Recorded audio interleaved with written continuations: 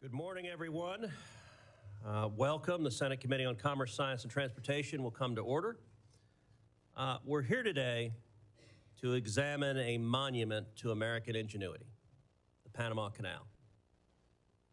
Senator Moreno down there suggested we open the hearing by playing Van Halen and Panama. We may not do that, but between the American construction of the Panama Canal, the French effort to build an isthmus canal, and America's triumphant completion of that canal, the major infrastructure projects across Panama cost more than 35,000 lives. For the final decade of work on the Panama Canal, the United States spent nearly $400 million, equivalent to more than $15 billion today. The Panama Canal proved a truly invaluable asset, sparing both cargo ships and warships the long journey around South America. When President Carter gave it away to Panama, Americans were puzzled, confused, and many outraged. With the passage of time, many have lost sight of the canal's importance both to national security and to the U.S. economy. Not President Trump. When he demanded fair treatment for American ships and goods, many in the media scoffed. But the Panama Canal was not just given away. President Carter struck a bargain. He made a treaty. And President Trump is making a serious and substantive argument that that treaty is being violated right now. This committee has jurisdiction under the Senate rules over the Panama Canal, and today we will examine evidence of potential violations. President Trump has highlighted two key issues. Number one, the danger of China exploiting or blocking passage through the canal. And number two, the exorbitant costs for transit. Chinese companies are right now building a bridge across the canal at a slow pace so as to take nearly a decade. And Chinese companies control container ports at either end. The partially completed bridge gives China the ability to block the canal without warning. And the ports give China ready observation posts to time that action. This situation, I believe, poses acute risks to U.S. national security. Meanwhile, the high fees for canal transit disproportionately affect Americans, because U.S. cargo accounts for nearly 3/4 of canal transits. U.S. Navy vessels pay additional fees that apply only to warships. Canal profits regularly exceed $3 billion. This money comes from both American taxpayers and consumers in the form of higher costs for goods. American tourists aboard cruises, particularly those in the Caribbean Sea, are essentially captive to any fees Panama chooses to levy for canal transits. And they have paid unfair prices for fuel bunkering at terminals in Panama as a result of government-granted monopoly. Panama's government relies on these exploitative fees. Nearly 1/10 of its budget is paid for with canal profit. As those fees cascade through the American economy and the federal fisc, the Chinese Communist Party advances its global economic contest against the United States and takes a militaristic interest in the canal.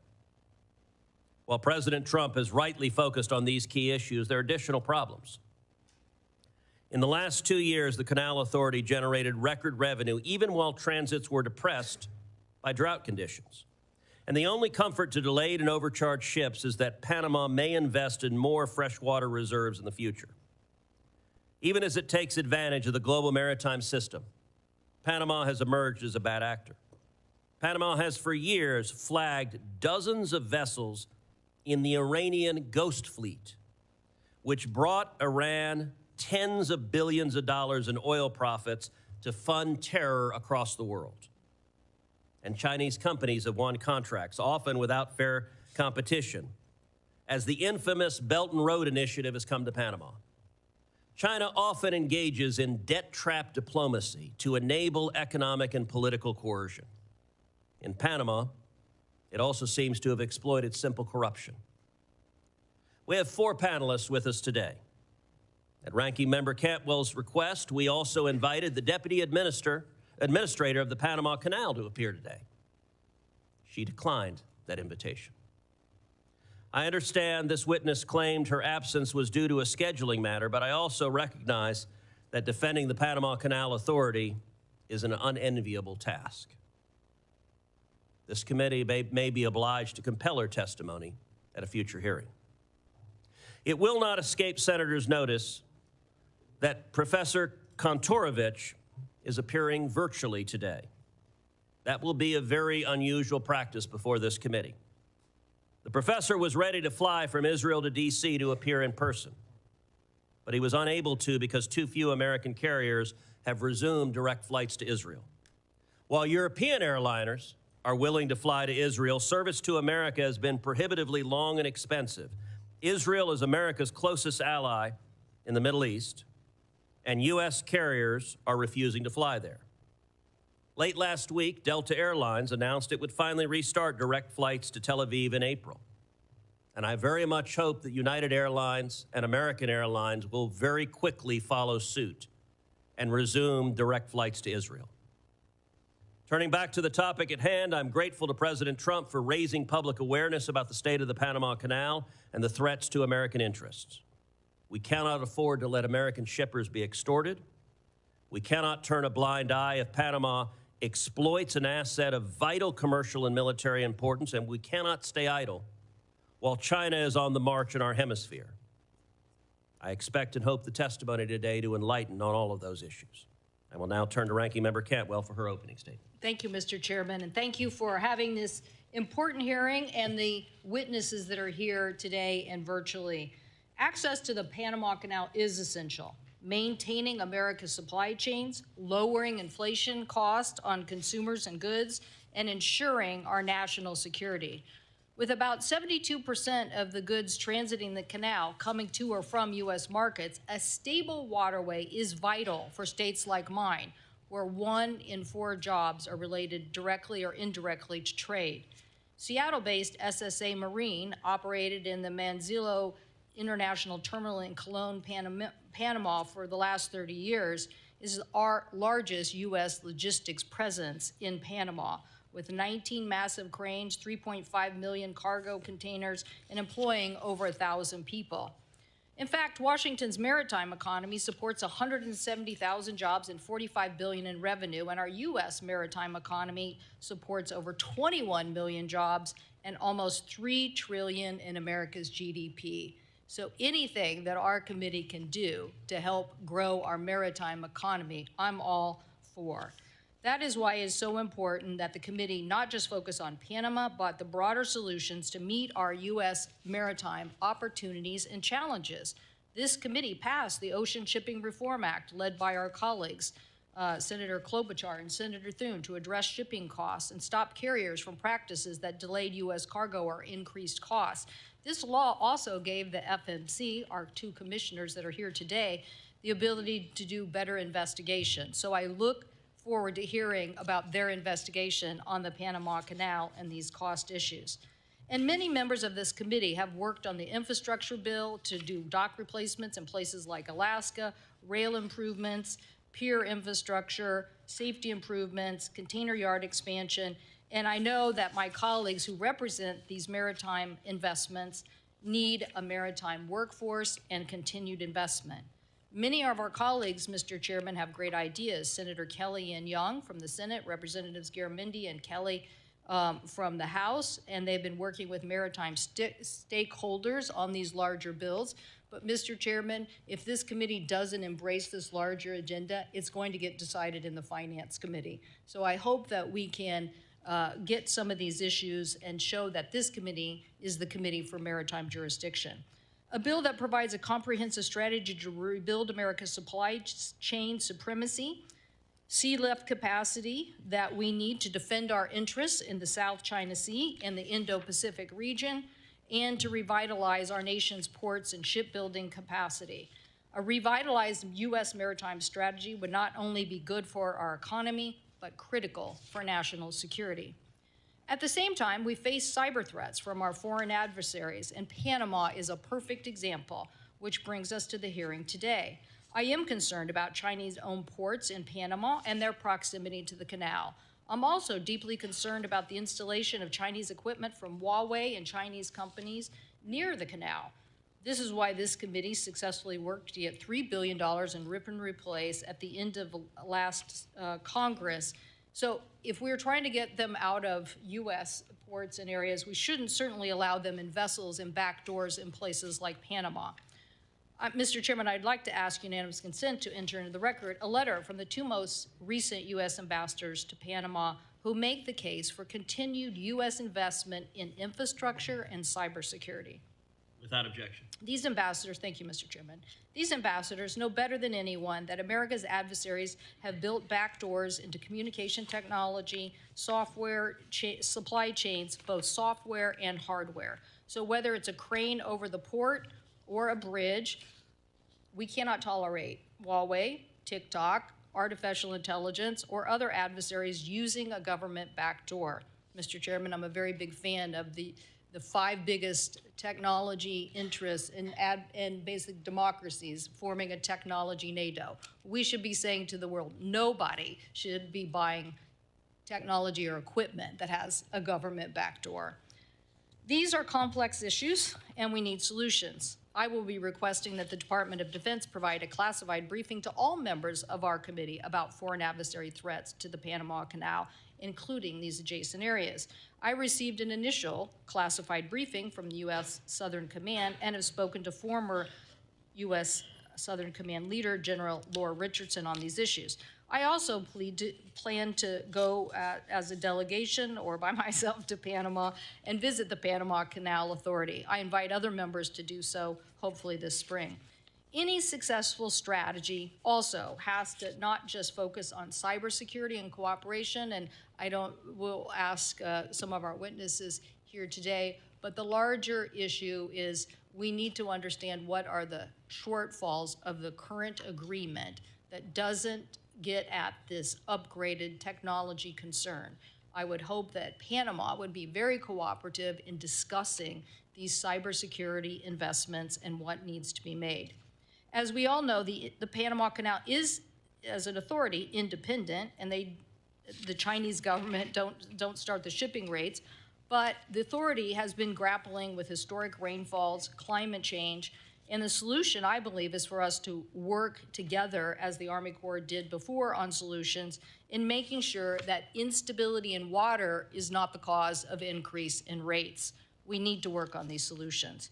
But, Mr. Chairman, I also believe that the larger issue here, as you mentioned in your statement about Belt and Road initiatives by the Chinese and their expansion, needs to be met with an aggressive response by the United States. I firmly believe in trade. But again, easy for me to say, or maybe for Texas, when you're coming from a very trade-dependent state. But the issue is we didn't have an ambassador there for 5 years in Panama. For all my colleagues who hold up ambassadors, you should rethink your strategies when you do this, because holding up ambassadors and not dealing with these issues put us behind the 8 ball. Expanding exports to 95% of the world's consumers and roughly 3.5 billion people, I believe, is a good idea. I hope we can have a more aggressive strategy in Latin America. I think the proposals by Senator Cassidy and Bennett, the Americas Act, is an also like-minded thing of Latin American countries that we could join together in sort of a U.S., Mexico, Canada free trade agreement. And I also believe that a free trade agreement of the Americas that link modernization of all our FTAs in Latin America and the Caribbean would help, along with an aggressive strategy on saying no government backdoors and making the kind of investments that the Export-Import Bank can do to counter China. So, Mr. Chairman, thank you for organizing this important hearing. Such investments ensure resilient supply chains, boost exports, lower consumer costs, and most importantly, protect our national security. Thank you, Mr. Chairman. Thank you, Senator Cantwell. Our first witness today is Chairman Luis Sola of the Federal Maritime Commission. He was recently in Panama on a fact-finding mission and can speak to concerning developments that I noted in my opening statement. Chairman Sola, you're recognized for 5 minutes. Thank you, Chairman Cruz, Ranking Member Cantwell, and distinguished members of the committee. Thank you for the opportunity to speak today about the critical importance of the Panama Canal to U.S. trade and global commerce. I bring a unique perspective as someone who's not only served as a maritime regulator, but also lived and worked extensively in Panama. I have transited the Panama Canal over 100 times. This experience provides me with a profound understanding of the canal's significance and challenges it faces. Prolonged drought conditions last year forced operational changes, reducing transit slots, restricting vessel types, and auctioning of slots, raising alarm about its resilience. The Panama Canal is managed by the Panama Canal Authority, ACP, an independent agency of the Panamanian government. The ACP is a model of public infrastructure management, and its independence has been key to ensure a safe and reliable transit of vessels critical to the U.S. and global commerce. During my recent visit to Panama, I had the opportunity to meet with leaders of the ACP to better understand their efforts to address the ongoing challenges facing the canal. I saw firsthand their commitment to maintaining the canal's efficiency and resilience. These conversations also highlighted the broader challenges posed by the Panamanian government's maritime policies, which complicate the ACP's mission and raise concerns about corruption and foreign influence. In contrast, the broader maritime sector in Panama, including the nation's ports, water rights, and the world's largest ship registry, falls under the direct purview of the Panamanian government. Unfortunately, this sector has faced persistent challenges, including corruption scandals and foreign influence, particularly from Brazil and China. These issues create friction with the ACP, especially as it works to address long-term challenges, such as securing adequate water supplies for the canal. Although the ACP operates independently under U.S. law, both the ACP and the government of Panama's maritime sector are considered one and the same. This means that any challenges in Panama's maritime sector, including corruption, lack of transparency, or foreign influence, can have a direct or indirect impact on the operations and long-term stability of the canal. This legal perspective highlights the need for vigilance in monitoring both the ACP's management and Panama government's policies affecting maritime operations. Since 2015, Chinese companies have increased their presence and influence throughout Panama. Panama became a member of the Belt and Roads Initiative and ended its diplomatic relations with Taiwan. Chinese companies have been able to pursue billions of dollars in development contracts in Panama, many of which were projects directly on or adjacent to the Panama Canal. Many were no-bid contracts, labor laws were waived, and the Panamanian people are still waiting to see how they've been benefited. It is all more concerning that many of these companies are state-owned, and in some cases, even designated as linked to the People's Liberation Army. We must address the significant growing presence and influence of China throughout the Americas and in Panama specifically. American companies should play a leading role in enhancing the canal's infrastructure. By supporting U.S. firms, we reduce reliance on Chinese contractors and promote fair competition. Additionally, confirming a U.S. ambassador in Panama is critical to advancing our national and economic interests. The FMC will continue to monitor the canal's pricing practices and consider broad reviews of Panama's maritime sector. Yes, FMC has the authority to impose significant remedies, including fines and restrictions on Panamanian-flagged vessels entering U.S. ports. In closing, the Panama Canal is vital to our economy, with over 75% of its traffic bound for our ports. Safeguarding the ACP's independence and addressing the challenges posed by the broader government are essential to maintaining U.S. competitiveness in the global economy. I look forward to your questions.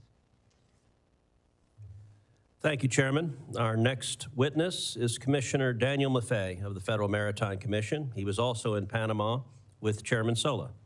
Mr. Maffei, I look forward to your opening statement. Thank you very much, Chairman Cruz and Ranking Member Cantwell and members of the committee. I do want to say that in addition to Chairman Sola and myself, Commissioner Max Vekic is also here from the Federal Maritime Commission, which I just think underscores the importance of this issue to us.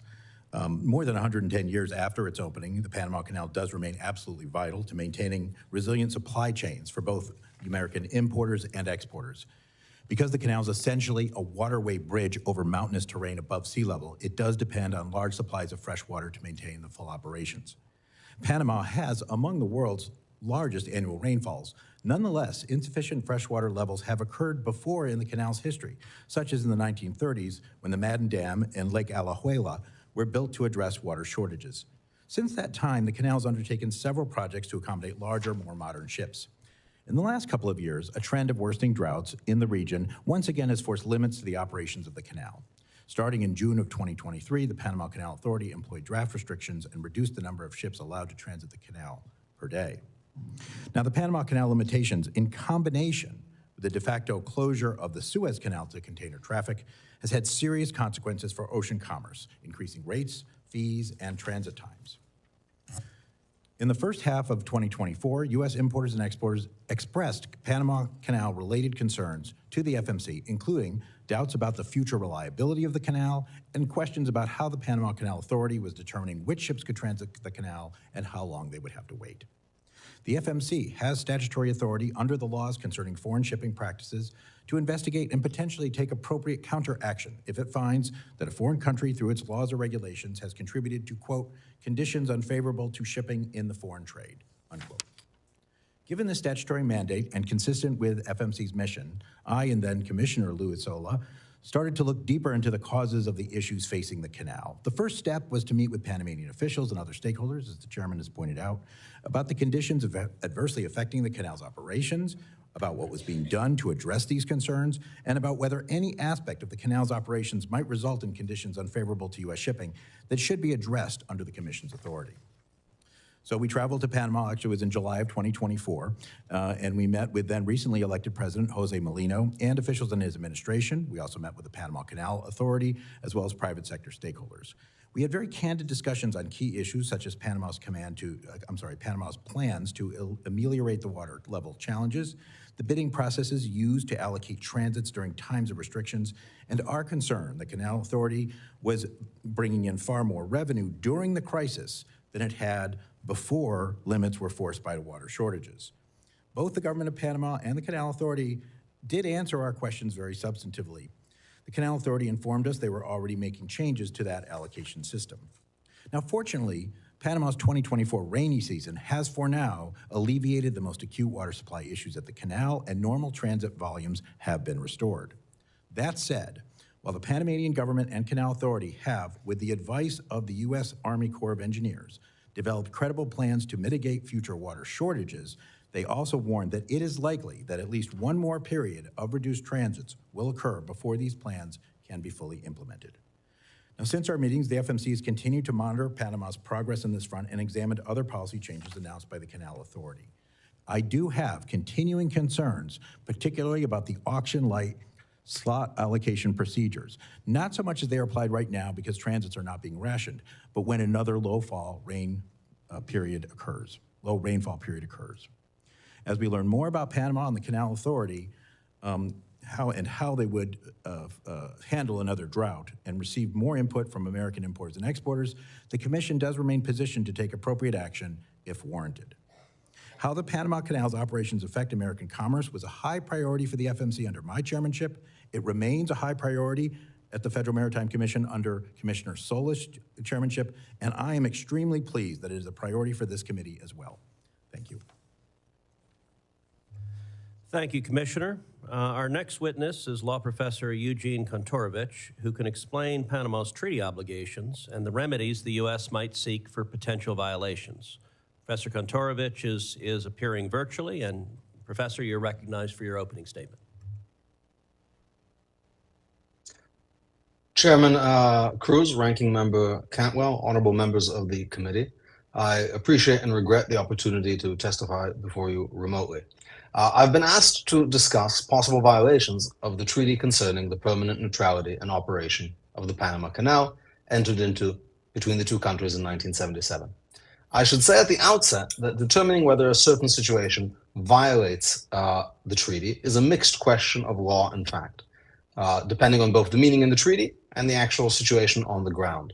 I have not had any classified intelligence briefings on this subject, so I'm going to speak about the meaning of the treaty primarily.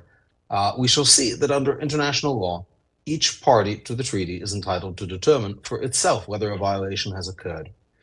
Now, in exchange for the United States ceding control of the canal, which it built and maintained, Panama agreed to a special regime of neutrality.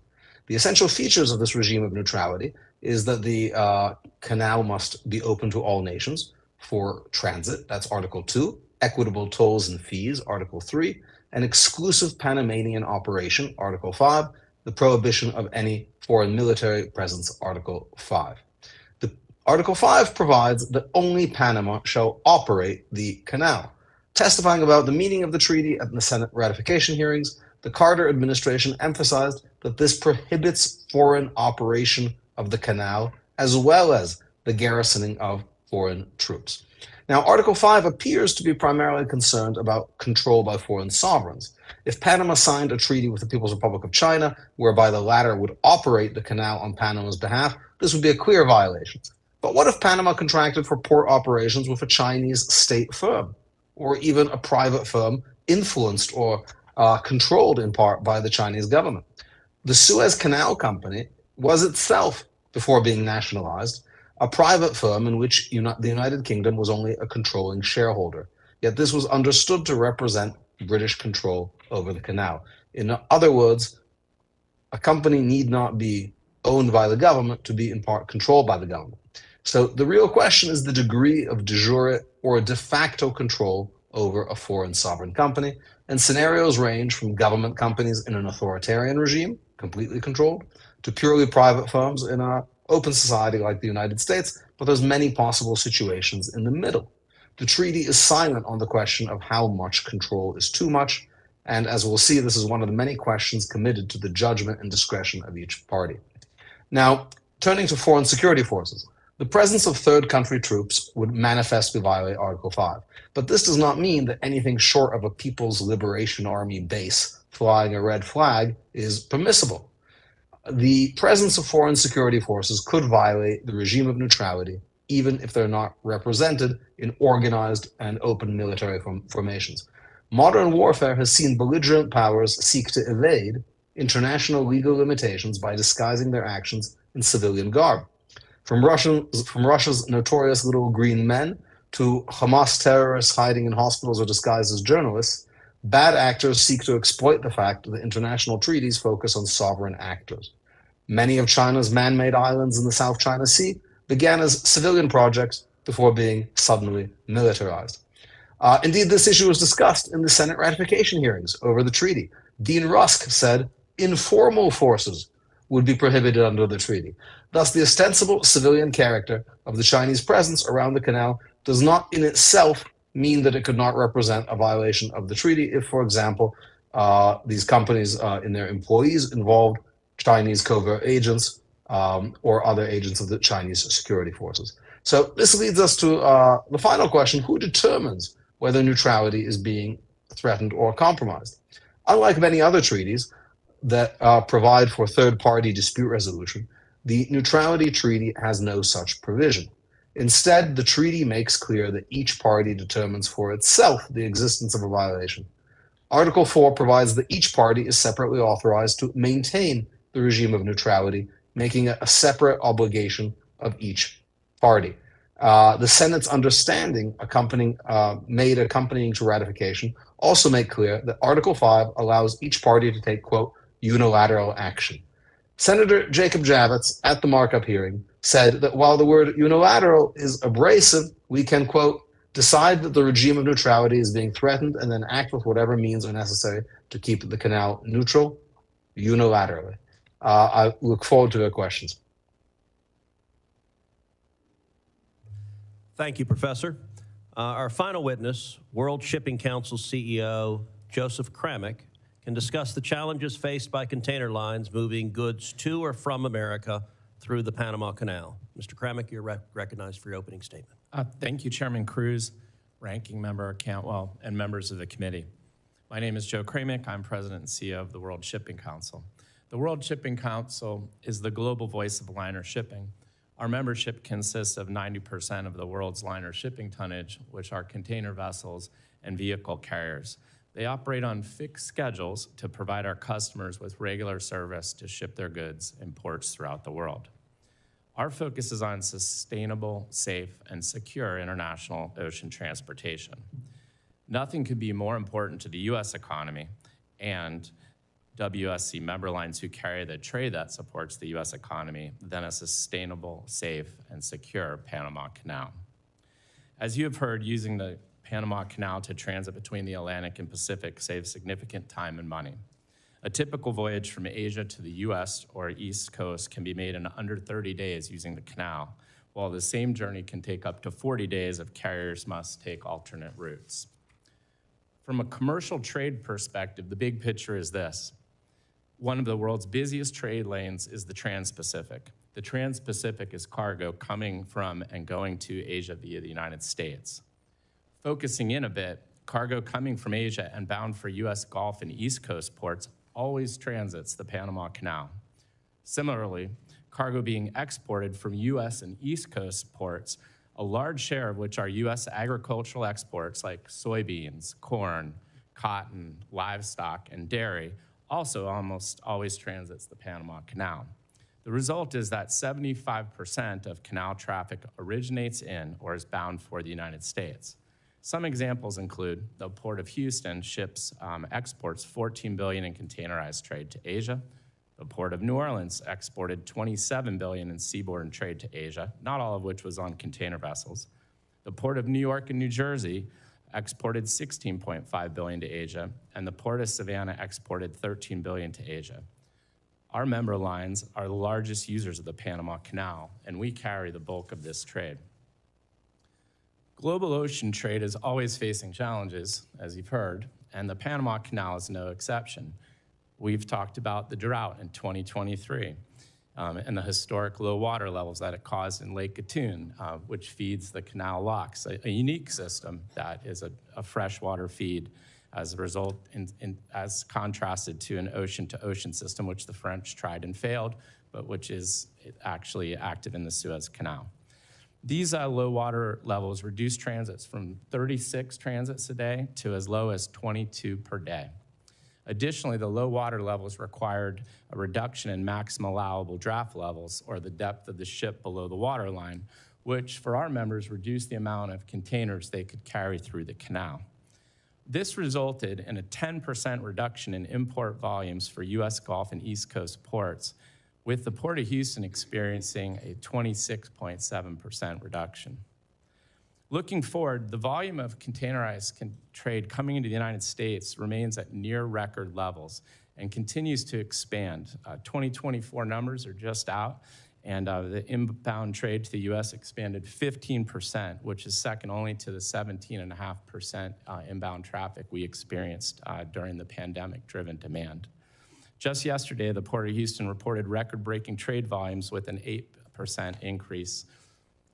More broadly, WSC member lines have transported $1 trillion in goods to and from U.S. ports, which represents 64% of all seaborne trade, contributed $2 trillion in economic output to the United States, supported 6.4 million U.S. jobs, and over $442 billion in wages and salaries. These goods are the clothes on your back, the shoes on your feet, and the phones likely in your hands or on your dais. WSC members look forward to working with the committee on maintaining the sustainability, safety, and security of the Panama Canal. It's a vital ocean artery critical to U.S. trade.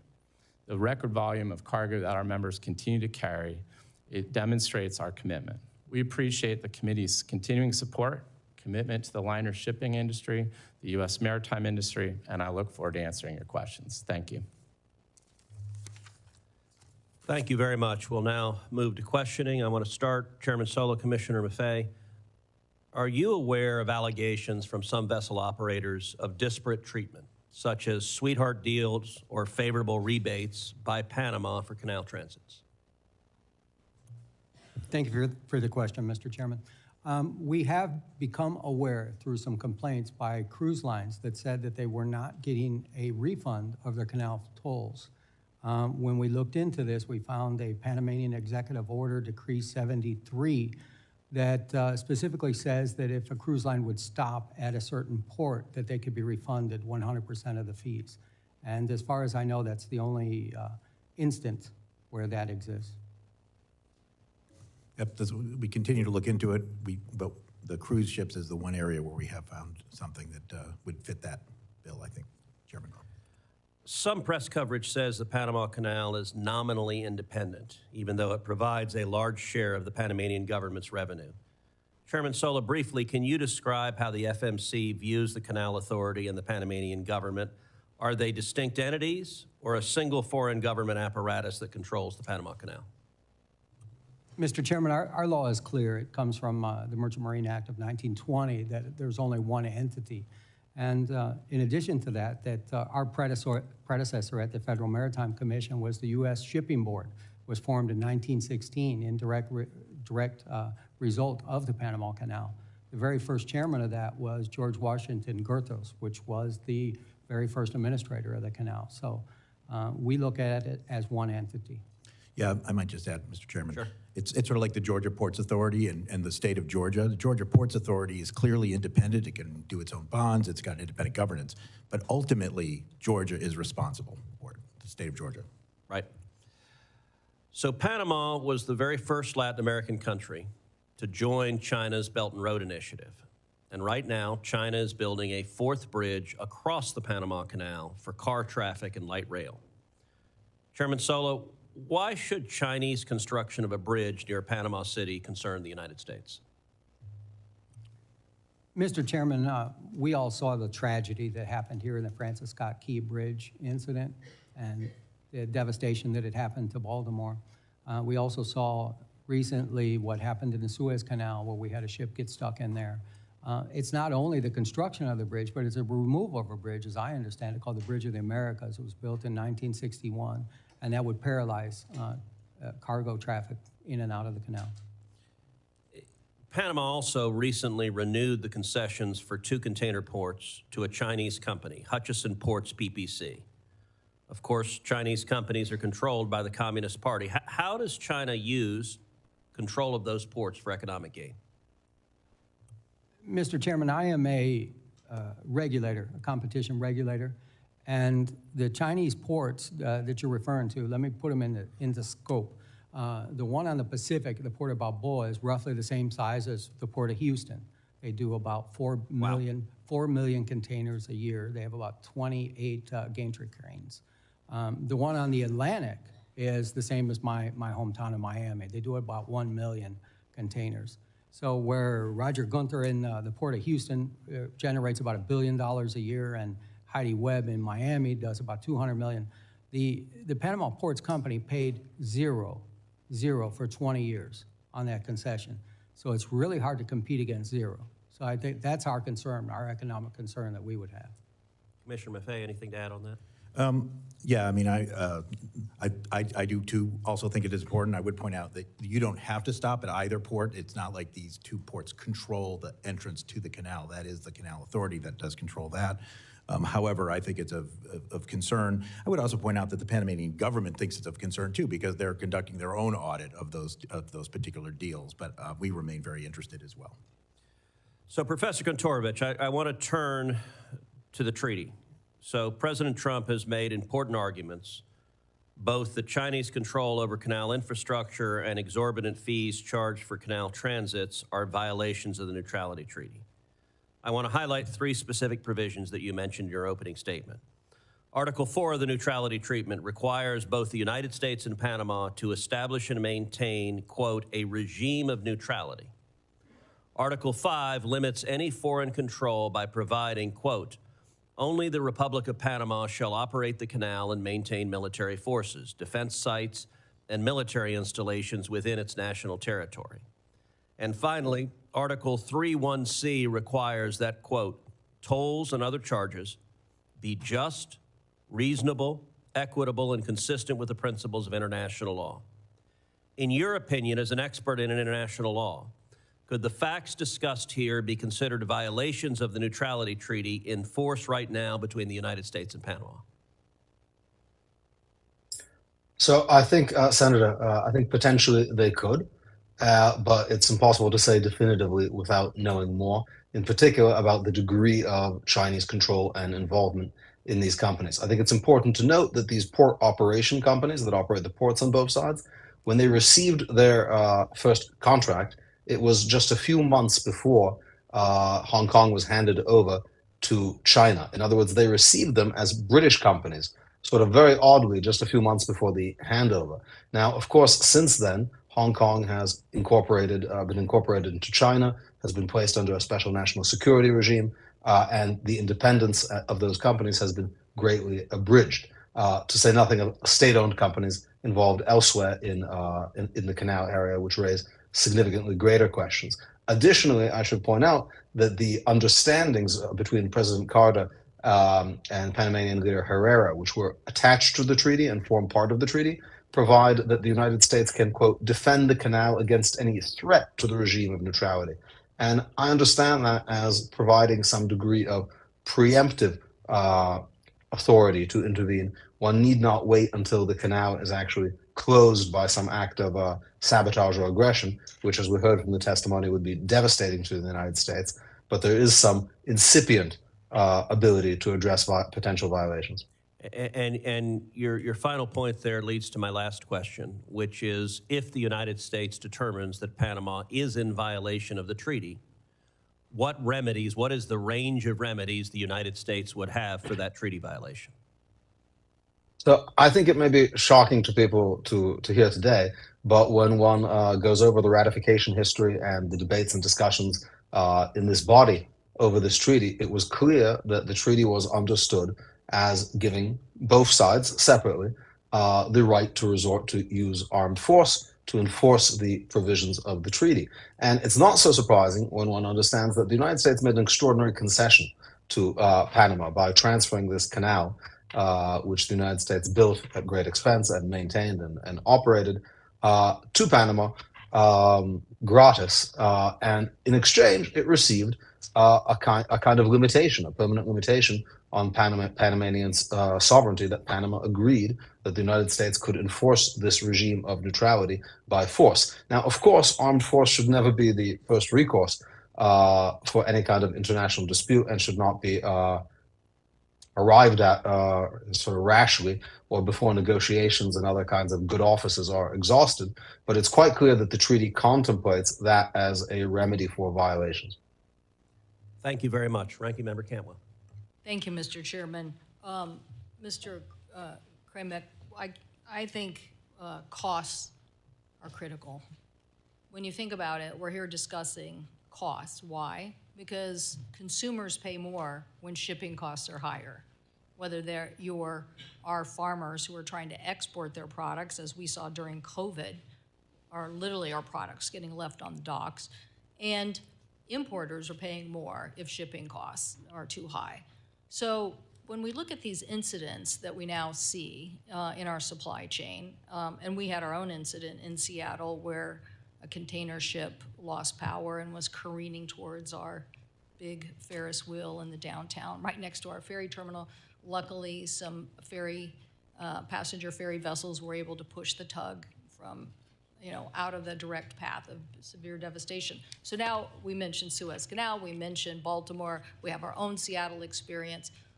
What do we need to do to make sure on the cost side that we aren't, that we're making the right investments from a security level to make sure that these kinds of incidents that can do great harm do not happen? And Commissioner Sola, since you were at U.S. Southern Command, what do you think we need to do to renegotiate or to have a conversation with the Panamanians about the security level that we think needs to exist in Panama with this close proximity?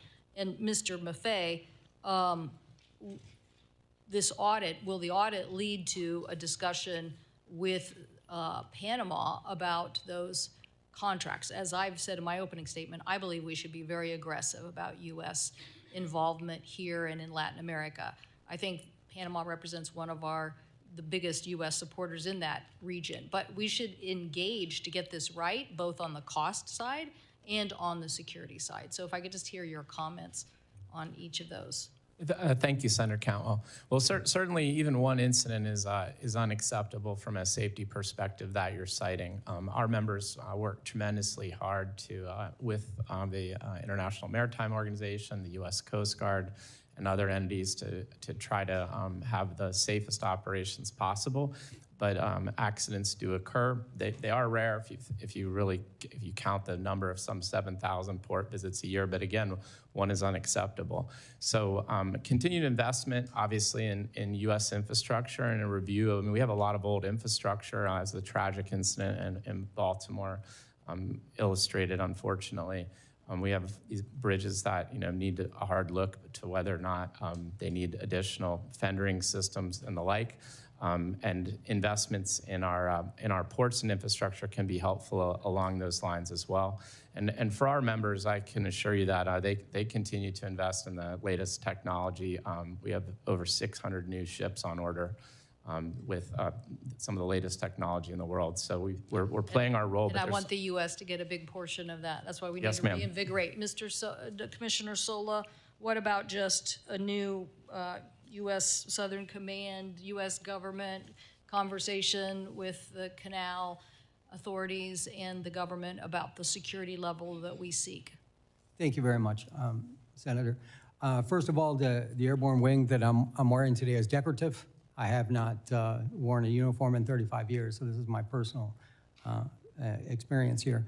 I believe that the security of the canal has always been understood to be provided by the United States. Panama does not have a military. And I always believe that there's been a close relationship with Southern Command that we would provide that. And it would be nice to see if we had a formalization of that in one way or another, because I don't believe that it's in the treaty at all. Okay, so formalization of maybe a cybersecurity agreement. See, I'm thinking you have accidents and then you have larger cybersecurity issues that you just have to be on top of. And what I don't like about anybody that has a back door is I'm for the United States advocating, don't buy from people who have a government back door. Don't do it, because what are you gonna do? At some point in time, you're gonna regret that. Commissioner Maffei, what about this audit, and could we push Panama on these issues of looking at closer U.S. infrastructure instead, particularly since the sea change here is like what everybody said. Like everybody thought this was Hong Kong, then it turned into China. We didn't have an ambassador after that. Next thing you know, they've made more aggressive postures. They're making aggressive postures everywhere. That's why the United States saying no government backdoors in technology and getting 5 other technology nations and democracies to say the same thing and evangelize that every day is going to help us. Yeah. And so is the investment. But what about getting the stevedoring business or some of that back into proximity under the audit? Well, it is the Panama Comptroller's Office, and they are investigating, contracts at Panamanian ports. And we don't have any jurisdiction over Panamanian ports per se. But your broader point, I think, is very, very important. While we were down there, both of us heard, I think, several times that the Panamanians would, the ones we talked to anyway, would welcome U.S. companies coming in and doing a lot of this work. Frankly, their bids are not competitive with the Chinese bids. Frankly, they're not that existent because the U.S. companies can make more money doing things other places. But even if they were existent, it is difficult to put competitive bids when the Chinese bids are so heavily subsidized by China.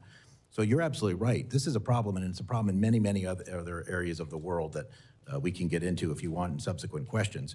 That's the concern. My time has expired, but I think my major point is let's be a big maritime powerhouse. Let's revitalize our supply chains, drive down costs for consumers, and secure what we need to secure. Thank you, Mr. Chairman. Thank you, Senator Cantwell. And very quickly, Commissioner Maffei, you talked about the Chinese bids were heavily subsidized by the Chinese government. What would China's incentive be to heavily subsidize those bids to undercut American companies and other companies? Yeah, it's not a real short answer, but Senator, China's made no secret of its ambitious policies to gain influence at ports throughout the globe. It's invested in 129 ports in dozens of countries. It runs a majority of 17 ports. That does not include this Hong Kong company, right? So that's just direct Chinese-owned ports. So it has been a part of their Belt and Road strategy, whatever you want to call it, the Maritime Silk Road for decades. So they believe that this influence, this investment in owning maritime ports is important to their economy. Senator Fisher.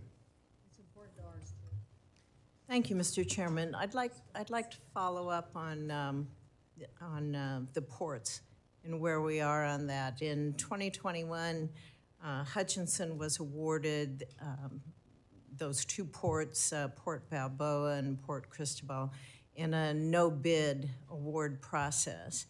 Can you tell me, does the United States have any authority or recourse with the Panama Canal Authority under our current agreement with Panama to rebid those terminal concession contracts? And perhaps Mr. Korovich, that's more in your purview. Senator. Yeah, Senator Please. Fisher, both of those ports were redone for 25 years until 2047, if I believe, and they have to pay $7 million is what the ongoing rate is for the Port of Houston and the Port of Miami size concessions. And it can't be rebid until after that date? Well, I believe that's what the comptroller's office is auditing, both of those ports and that contract.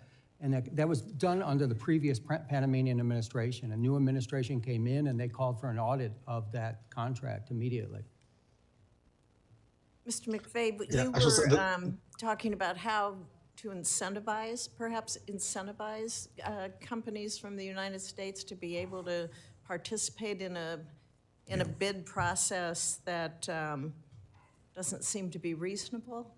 And how do you think that the Panamanians would welcome viable alternatives? Are we in that position yet? Senator, let me first say that this is outside the scope of what the Federal Maritime Commission does, but having gone there, having looked at this issue very carefully, I think it is very important. It was mentioned actually, Senator Cantwell just mentioned Ex-Im Bank program, so it's not like this doesn't happen, but it certainly has not been a huge priority of the United States to try to, if you will, match these bids, to create programs widely available to U.S. firms in order to put together more competitive bids in these countries where some of their domestic laws, I'm not sure about Panama, but some of their domestic laws actually require that you go to the lowest bidder sometimes, just as ours do. So yeah, I think if you're looking for places to do U.S. policy to counter this, I think you definitely want to look at whether the United States should be, for strategic and economic reasons, investing in infrastructure in important maritime locations all over the world.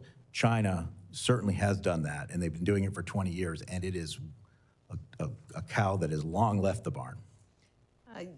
You mentioned investing in infrastructure. I was at the Panama Canal in 2023, and I learned at that time about the loss of fresh water with each ship movement through the canal. You talked about the drought, sir, in your opening comments. Fresh water is vital to the workings with the canal. How effective do you think investments in increasing that freshwater storage are?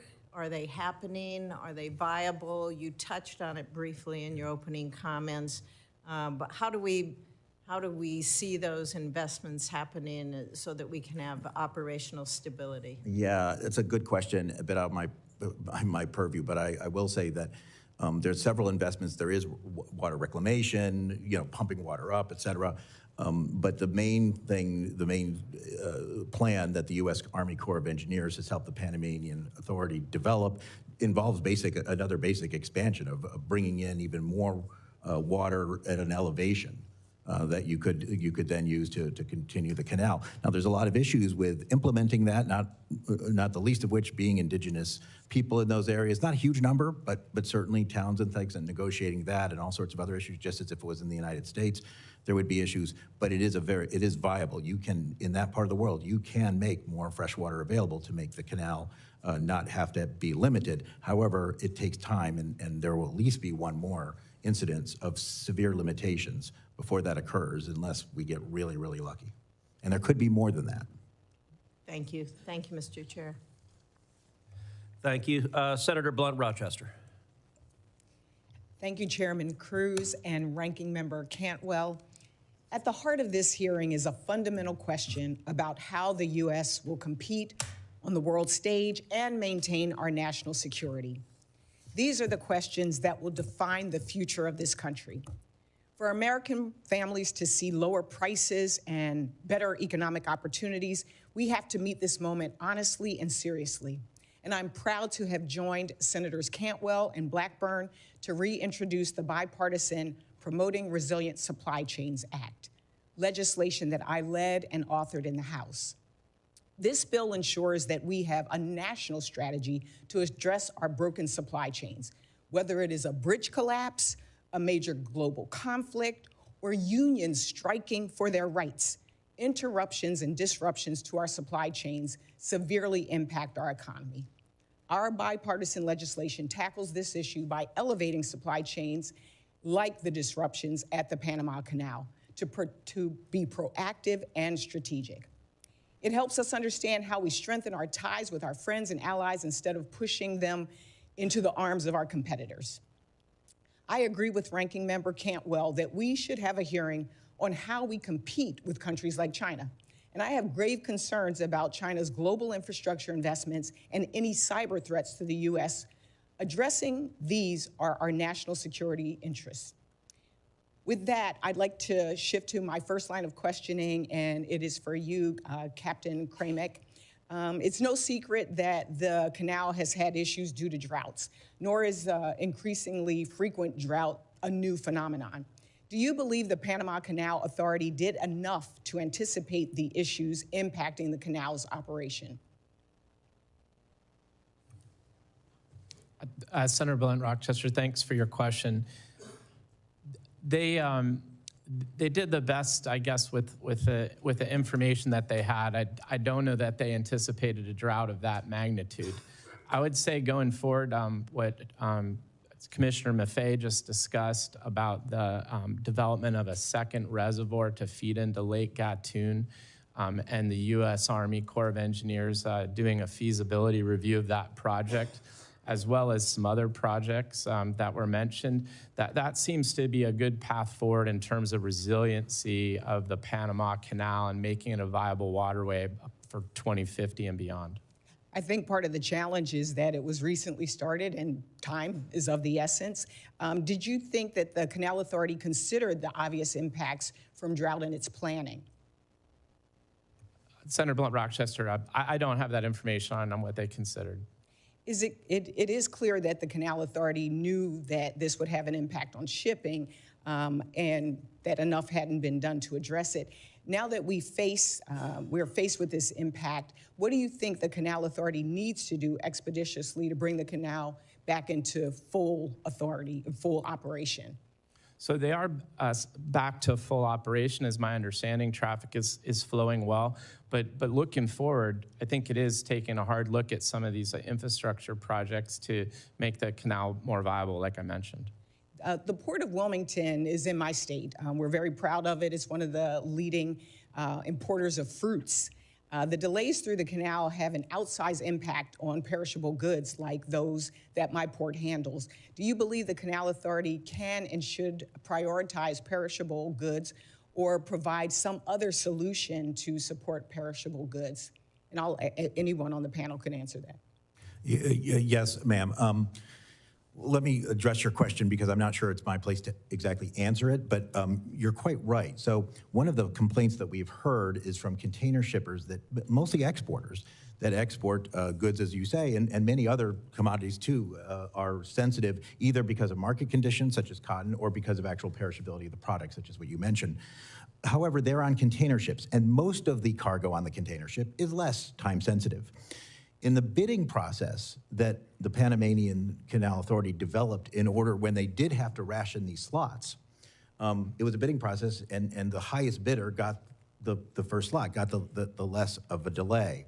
The challenge there is every kind of commodity and every kind of ship was bidding. So liquid natural gas, which is extraordinarily, all the cargo on that ship is both extraordinarily valuable, not that your agricultural commodities aren't valuable, but compared pound for pound to the LNG, and very, very, I mean, it's out you know, you're losing volume every delay. So they would far outbid the container shippers.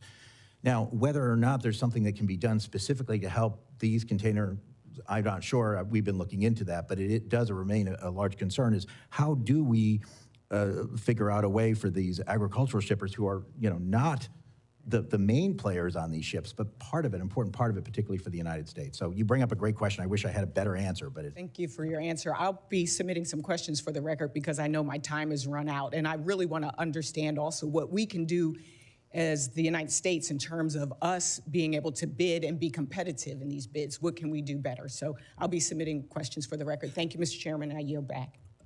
Thank you. Senator Sullivan. Thank you, Mr. Chairman, for this important hearing, and I appreciate the witnesses. I have questions for now primarily focused on Chairman Sola and Professor Korovich. So let's just, the setting in which you testified, 2 Chinese companies operate the 2 huge ports on both ends of the Panama Canal, and the concession for these ports were extended in 2021 for a 25-year period without any bidding. Is that correct? Okay, so it was clearly a sweetheart deal, correct? According to the press releases, the company paid back taxes of $150 million. And the Panama Deputy Attorney General has now objected to that. That's my understanding. Is that correct? The comptroller of the country has asked for an audit of. But someone objected to it when it was going on. A lot of people objected to it. So Chinese Communist Party officials are known to bribe other officials in countries all around the world. We know that. They do it all the time. No offense to Panama, but they don't have the greatest reputation of having officials who aren't on the take.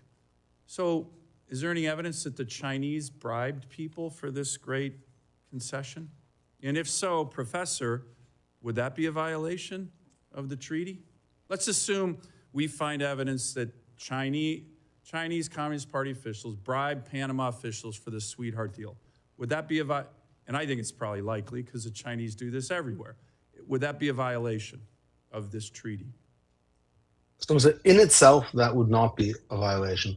What would be a violation is actual threats to the operation of the canal. Okay. However, to the extent that the Chinese government was involved in procuring these contracts, it provides sort of additional support for the notion that these companies are serving some kind of governmental interest. So it wouldn't be a violation itself, but it would be circumstantial evidence to support it. Let me get to the issue of threats. Let's assume the PRC, the PLA, invaded Taiwan or invaded the Philippines or went to war somewhere in the South China Sea.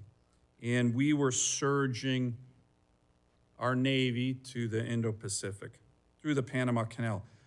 Are the companies now on controlling both sides of the Panama Canal, the Chinese companies, subject to the PRC's national security laws that mandate cooperation with the military, with state intelligence agencies? Does anyone know that? Professor, they're subject all the time. They're subject to those laws all the time by virtue of being Hong Kong companies. And they face, of course, consequences for not complying with the wishes of the Chinese government. And one of the arguments wouldn't that be a violation of the treaty? And isn't that a huge risk to us right now that the Chinese? So that is a threat to the neutrality. They invaded Taiwan, invaded the Philippines. They could go to these 2 companies saying, "Hey, shut it down, make it hard, sink a ship in the canal." And wouldn't they be obligated to do that under Chinese law if they were ordered to by the PLA or the CCP? I don't know if they'd be obligated, but certainly the People's Republic of China would have many tools of leverage and pressure on these companies. That's why the treaty specifically says that we can act not just to end actual obstructions to the canal. We don't have to wait until the canal is closed by hostile military action. That would be a suicide pact. That would be catastrophic for us. But rather that we can respond at the inchoate, incipient level to threats. And then this is up to the president to determine whether this is significantly robust to constitute So, an imminent Professor, threat. aren't we kind of walking up to the idea of a suicide pact because we got two big Chinese companies on both ends of the Panama Canal who, if there's a war in Indo-PACOM, Taiwan that involves us and China, these companies would be obligated to do the bidding of the Chinese Communist Party and PLA? I mean, aren't we kind of walking up to a very significant national security threat already? Yeah, certainly there's a threat, and I think what makes the action of the Chinese government so difficult to respond to, but important to respond to, is that they conceal this in sort of levels of gray, right, without direct control. Well, let me ask you on that topic. This is my last question, Professor.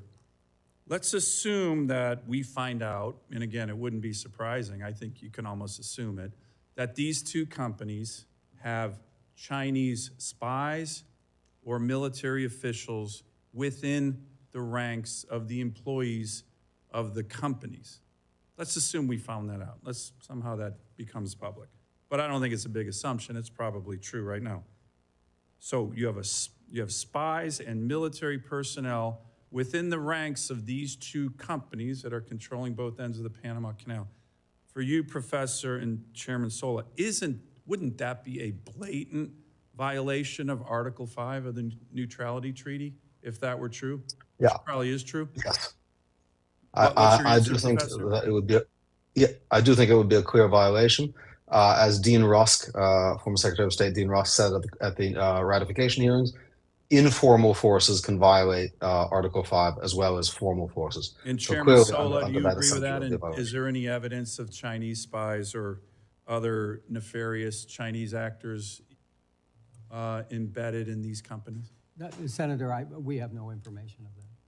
Okay. And that's not under the purview of the federal. But you agree that would be a violation of Article 5 of the Neutrality Treaty?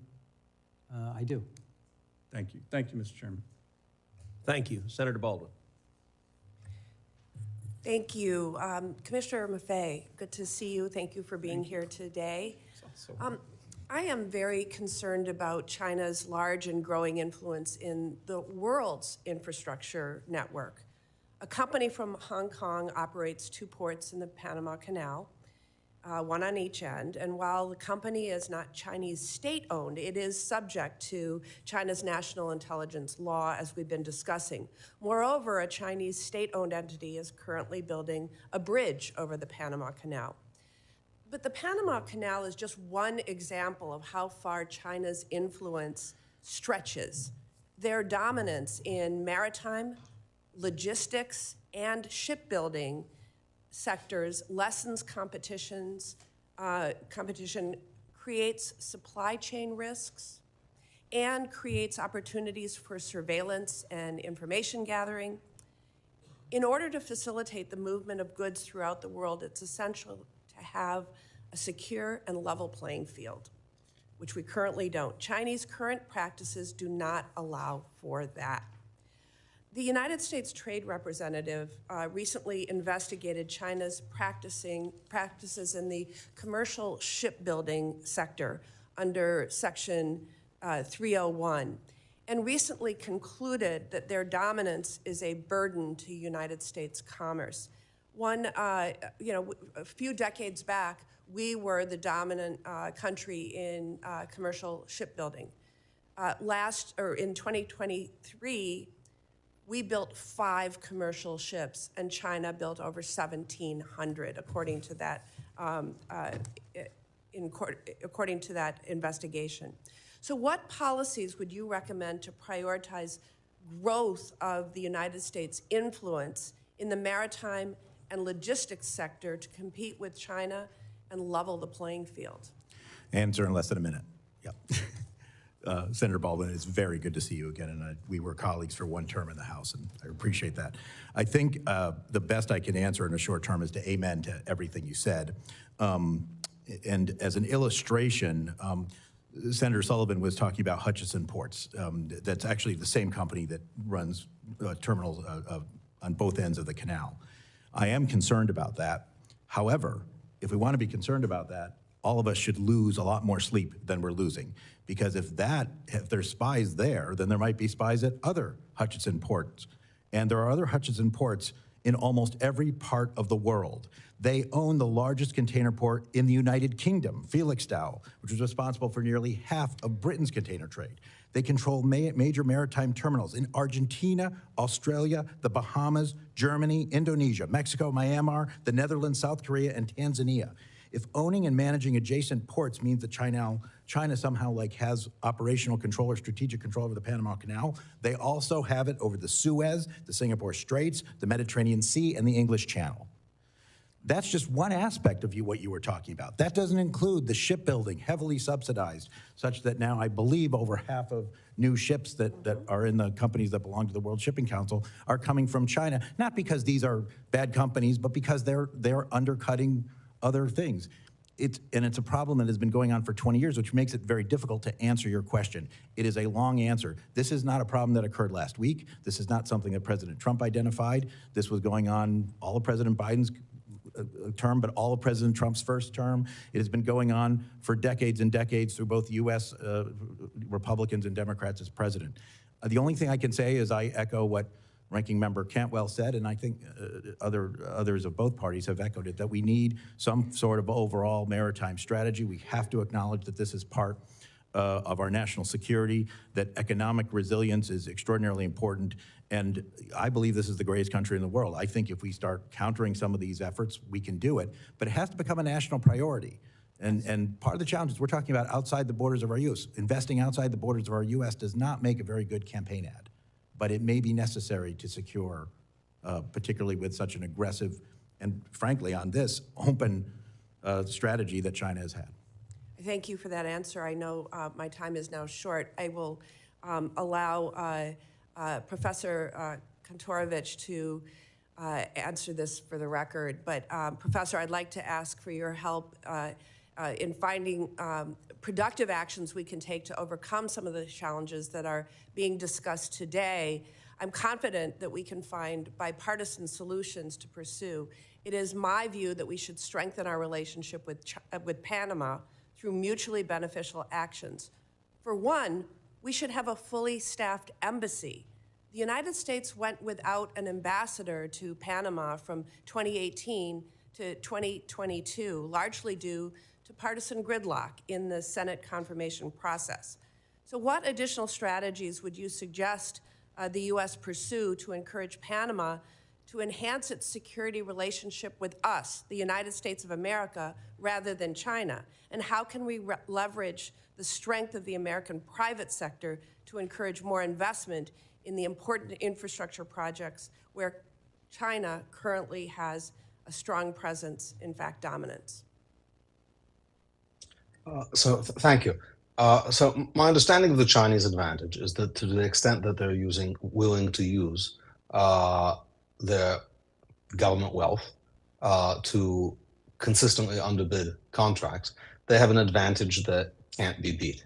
And thus leaving these kind of issues to contracting is going to put American companies perpetually at a disadvantage. I think one potential action would be to make clear to Panama that based on these changes that have occurred over the years, increasing Chinese control over Hong Kong, the passage of the National Security Law, the Belt and Road Initiative, the military-civilian integration doctrine of China, that contracts with Chinese-based companies are considered suspect and incompatible with the neutrality regime of the treaty. That would at least give American companies and other truly private companies a fighting chance.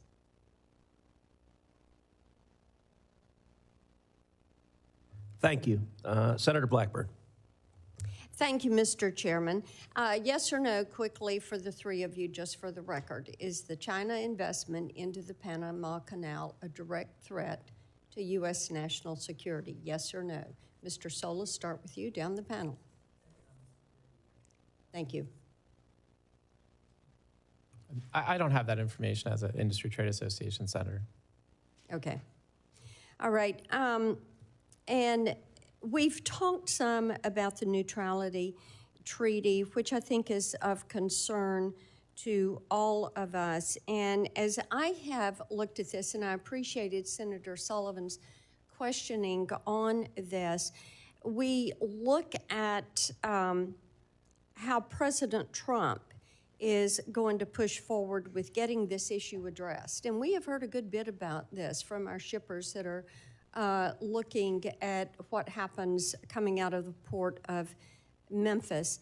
And I think that the government of Colombia learned a lesson last week that we are not going to go soft on some of these issues. And when you look at the fact that the U.S. is a primary user, it is the primary user of the Panama Canal.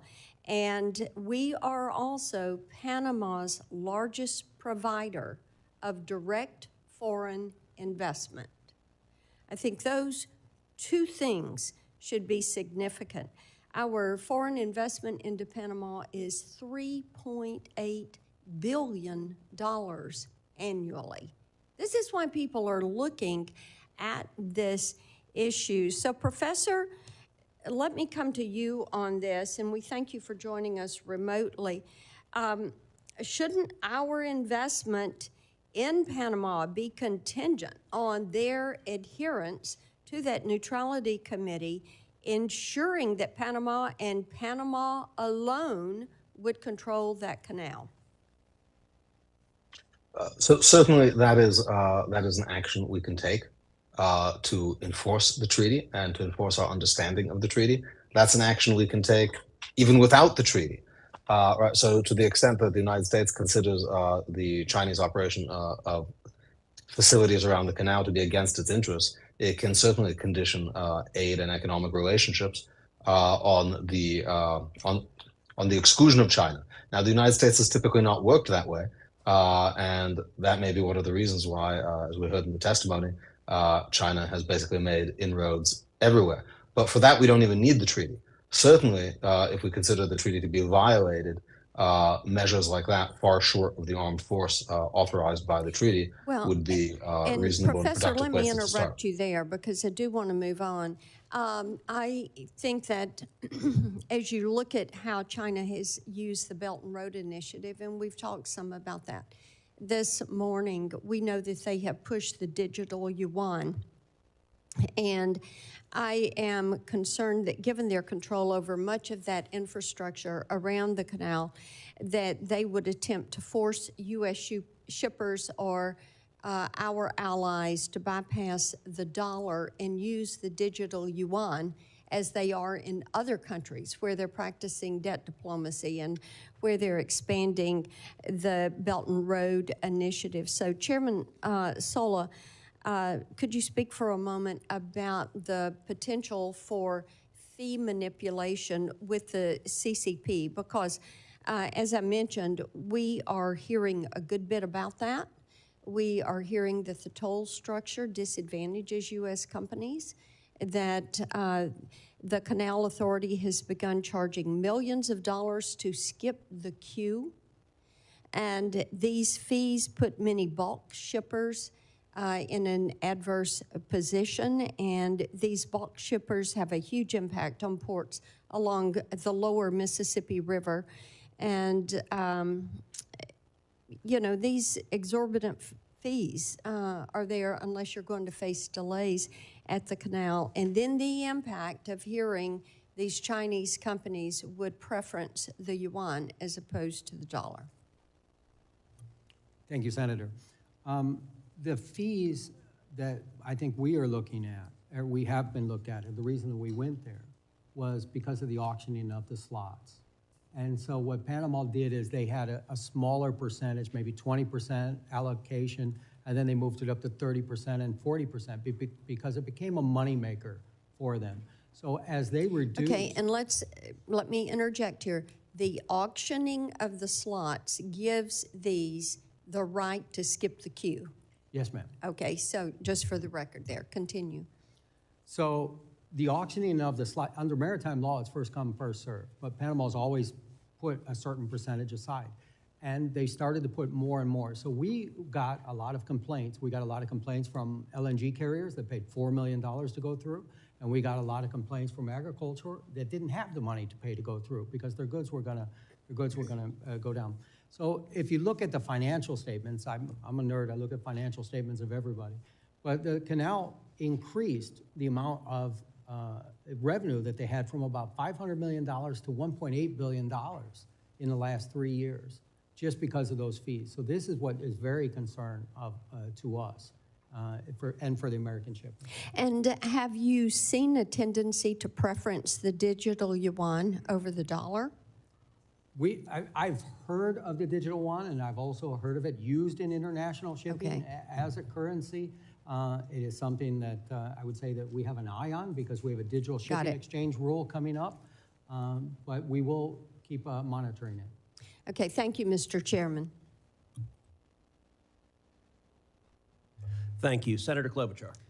Thank you very much, Mr. Chairman. And I can't help but think as we debate this issue of the Panama Canal, while it is important, if you want to look at what's happening right now, as in the middle of the night last night when an executive order was issued by, well, not an executive order, just a memo by the acting budget director, which put a pause on all federal funding for not only NIH research of cancer trials and not only Head Start, and people are in a panic and calling our offices. It's also a severe problem for trade and America's innovation.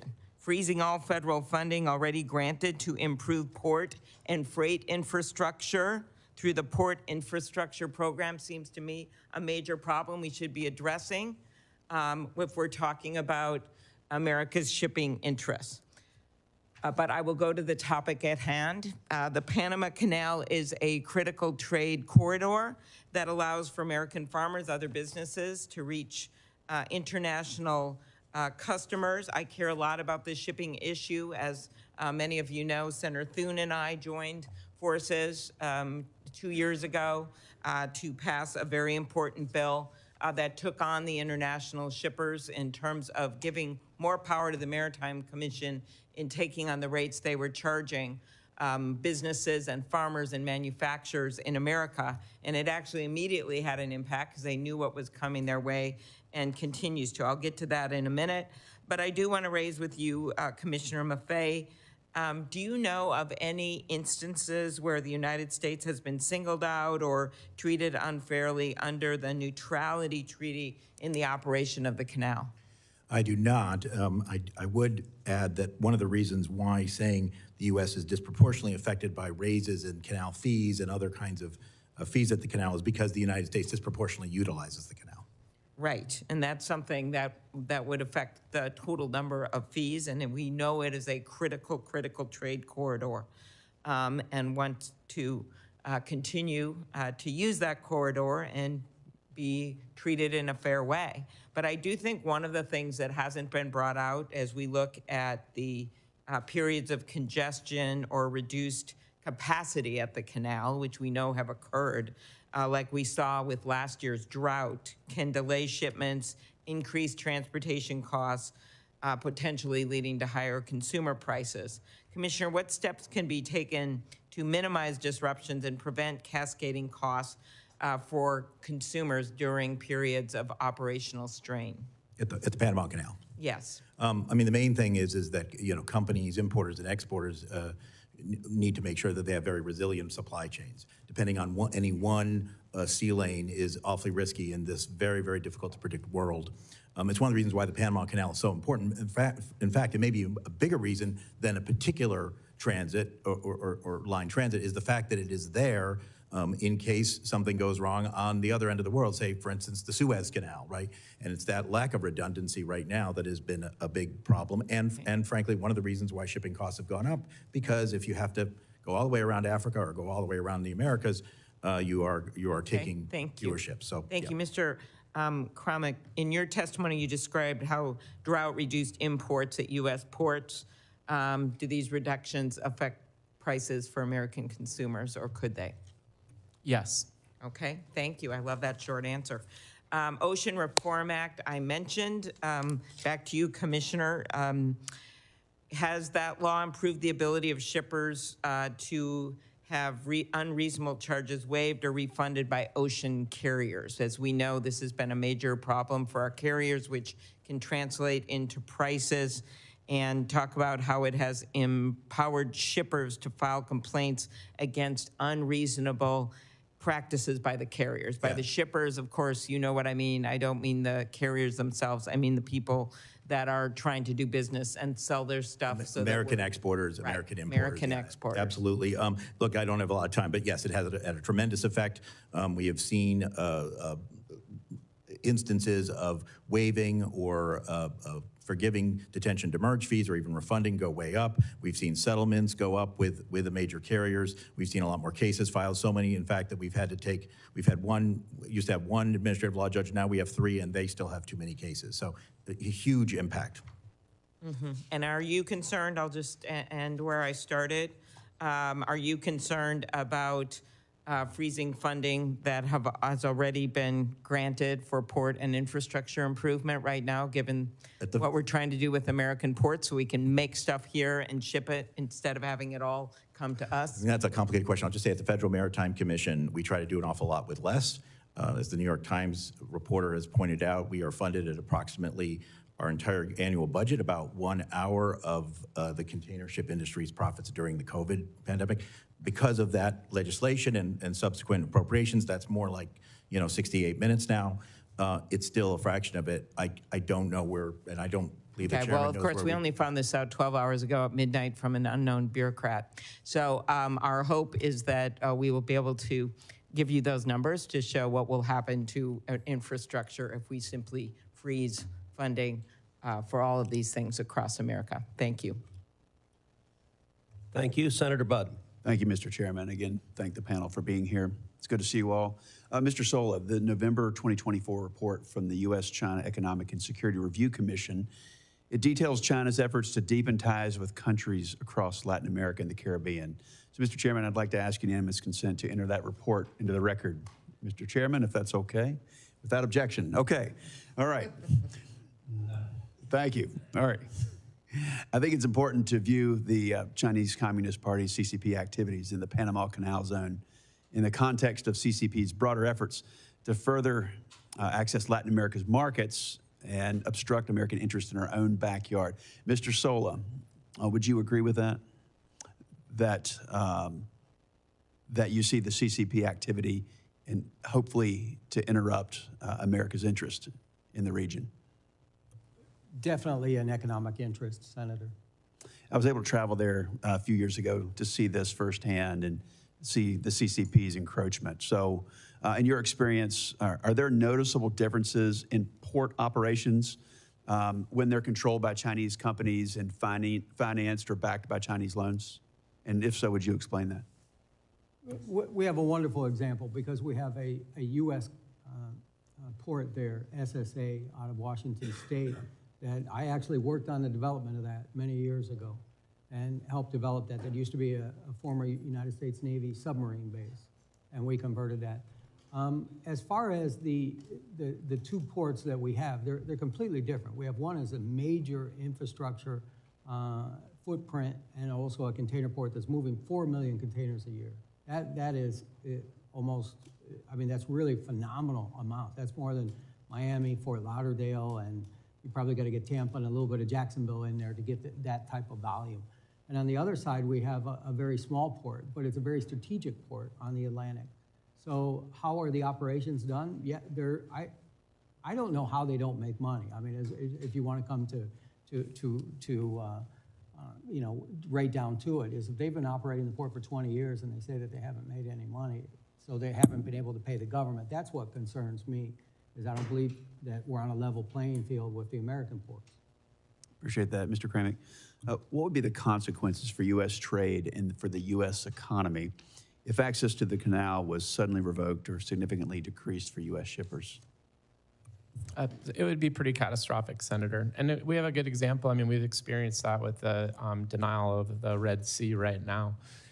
Being able to use that, and as Chairman Maffei said, having to go around the continent of Africa, 40% longer voyages, significant more costs and crew, maintenance, fuel, and even emissions. Do you have a ballpark of the difference if they're able to transit the canal versus go around South America? I don't have a figure. I can tell you it in days, and it depends. 13 days. So it's about 30 days if you can go through the canal, about 40 days right now because we can't use the Suez Canal if you want to go and go from, say, Asia cargo going to U.S. East Coast. Thank you. Mr. Sola, another question. China's pouring billions of dollars into infrastructure projects all over Central and South America. And one example is in Ecuador. China made a deal with them to fund a $3.4 billion hydroelectric dam. There's 17,000 cracks already, and there's a lot of corruption. Ecuadorian officials, they've been imprisoned, sentenced on bribery charges. Using that as an example for the region, you know, the strategy of China is clear to just take, and this is in the words of an Ecuadorian minister, the strategy of China is clear that they want to take economic control of countries.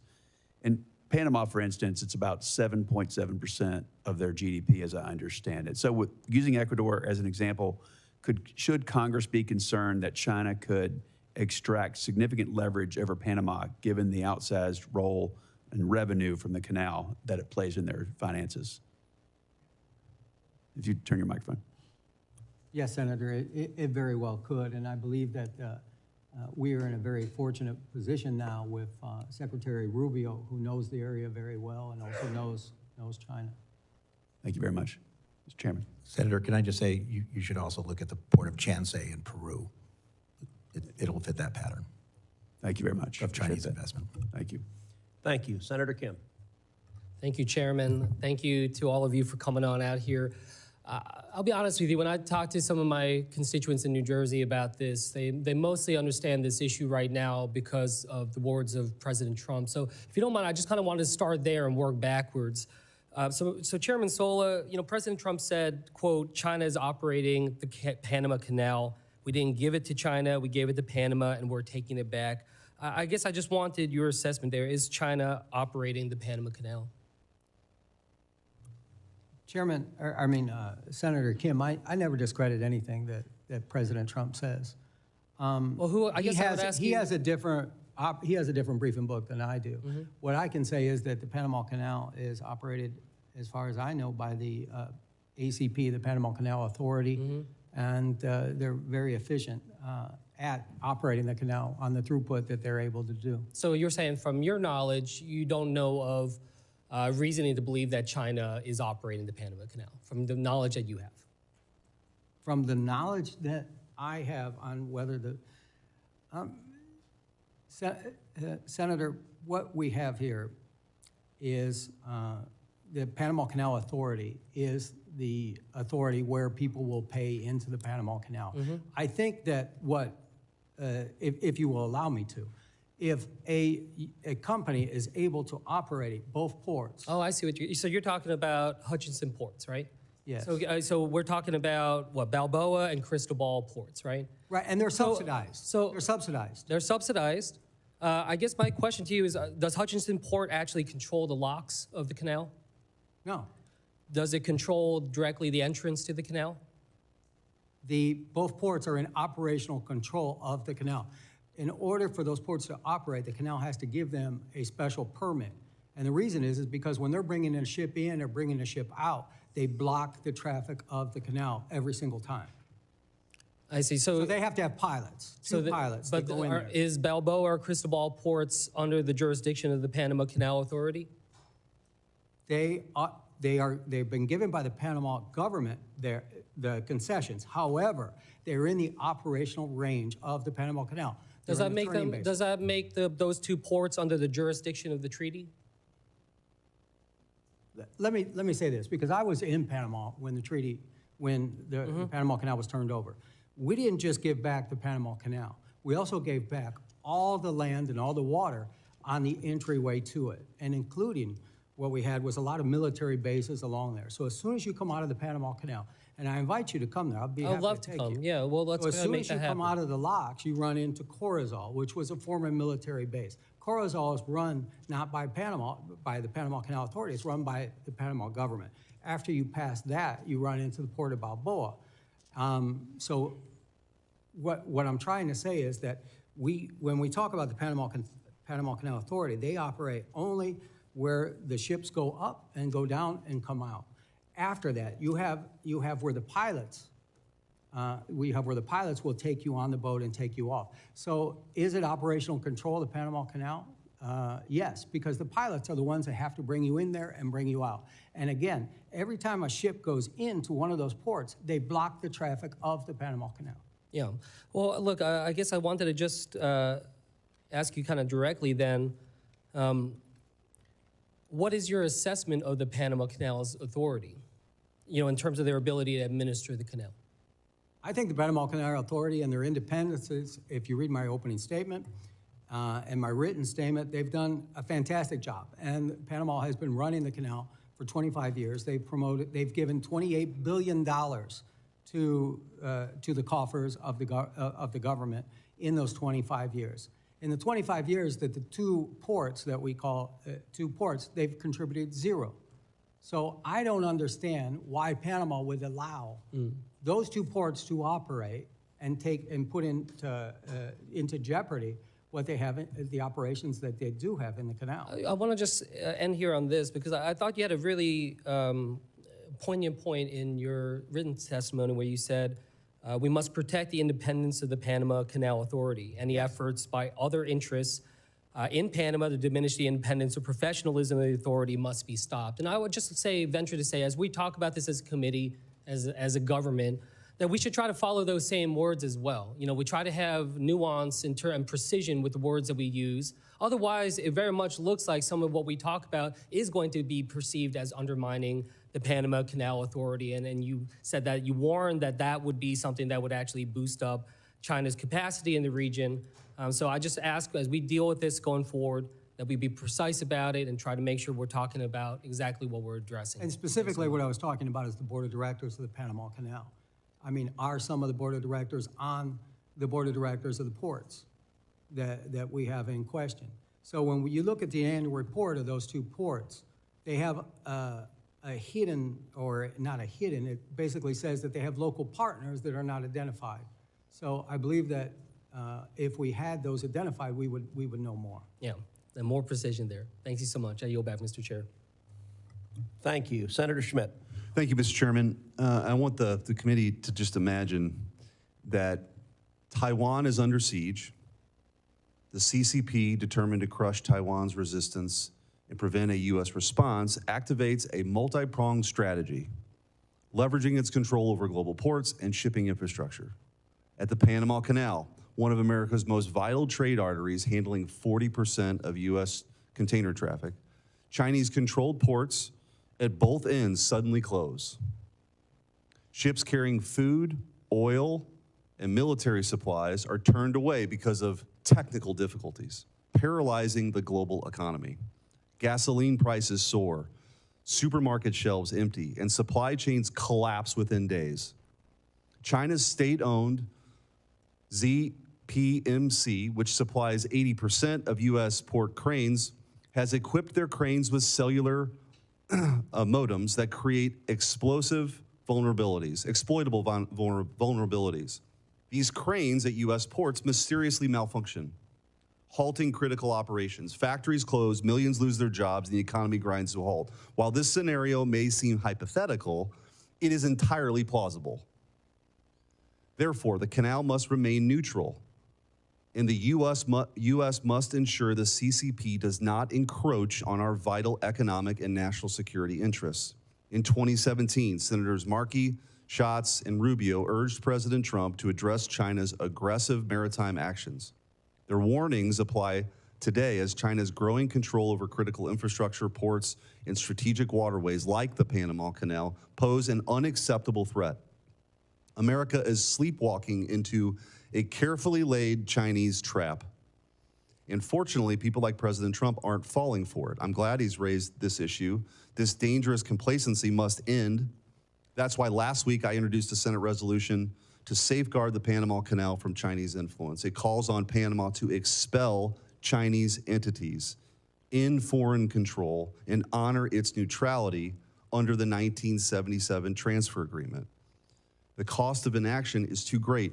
And I'll offer this up for anyone, but I think the biggest concern here is this Belt and Road Initiative. We've talked about it creating a debt trap, which is true.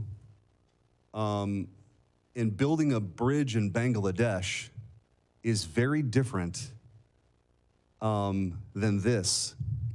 I mean, there are reports of, the CCP building airports, and then when people are critical of the CCP, all of a sudden flights are canceled.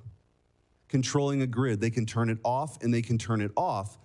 And there's just no way on God's green earth that China can control the Panama Canal. And so however you want to define it, and I hope my Democrat colleagues, this is an issue that affects America that should not be partisan, and I hope they're not blinded by the fact that President Trump has come out so boldly on this. But we shouldn't tolerate this. The witnesses have stated they have operational control. We can get into the semantics of the Port Authority versus the control, but operational control of the Panama Canal is real by the CCP.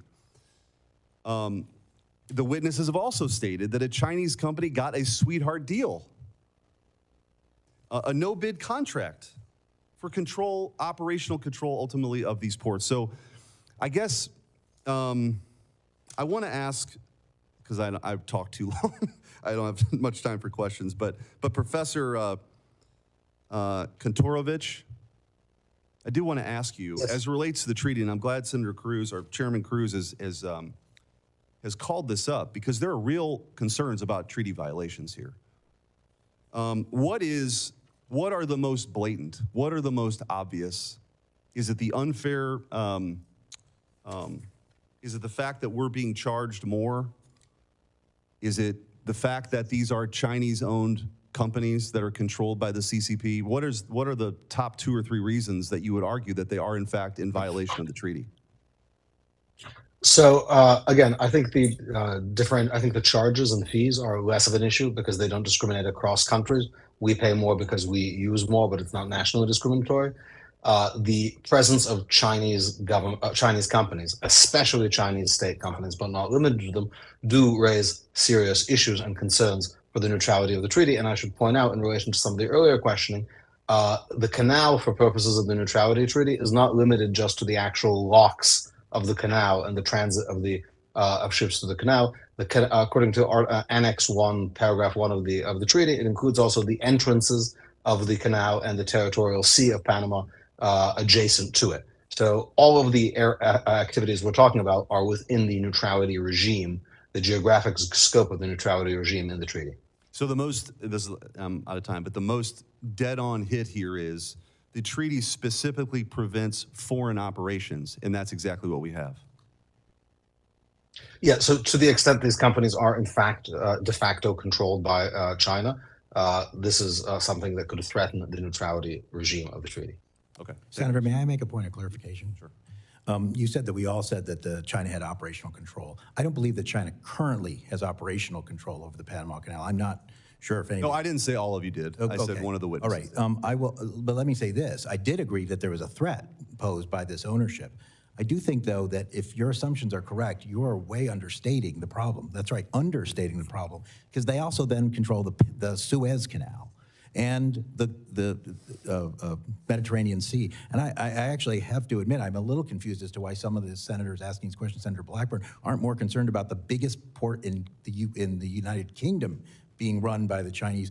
Petraeus in the port nearest Athens, one of the biggest ports in the Mediterranean, is not just run by a Chinese-linked company. It's run directly by a Chinese-owned company. And I was there. So you're on to something, but if you're just focusing on Panama, that's only part of it. No, I agree with you. I think the difference here is that we gave it away. Huge mistake. Both Missouri senators voted for it back then. Huge mistake. But the one thing we got out of it, was a guarantee of neutrality, and that's the issue here. Thanks. Thank you. Senator Curtis. Thank you, Mr. Chairman. Great hearing. Appreciate this opportunity today. I'd like to touch on something I haven't heard discussed today, and that is, unfortunately, China is not the only hostile country that exploits Panama to endanger our national security. Iranian vessels under the Panamanian flag registry have been a problem for many years. Chairman Sola, can you explain how Panama has enabled Iran to evade our sanctions? Yes, thank you, Senator. About a year ago, when we were having this drought issue, there was also a lot of focus on Iran and how they were funding Hamas and the Houthis because they were attacking the Red Sea. What we found was, what the United States has found, is that Iranian vessels are sometimes flagged by Panama in order to avoid sanctions so that they could sell the fuel that they have, and then they can take that money and then they can use it as they wish. Panama at the time had a very complicated process to deflag the vessels. There was an investigation, there was an appeals process. By the time that OFAC or Treasury would go ahead and identify one of those vessels, by the time that they were doing the appeals and stuff like this, they've already changed flags to somewhere else. So when we went to Panama, we met with the Panamanian president. And I must say that we were very impressed because he was 30 minutes late, but he was breaking relations with Venezuela at the time because the election was the day before. We explained to him the situation.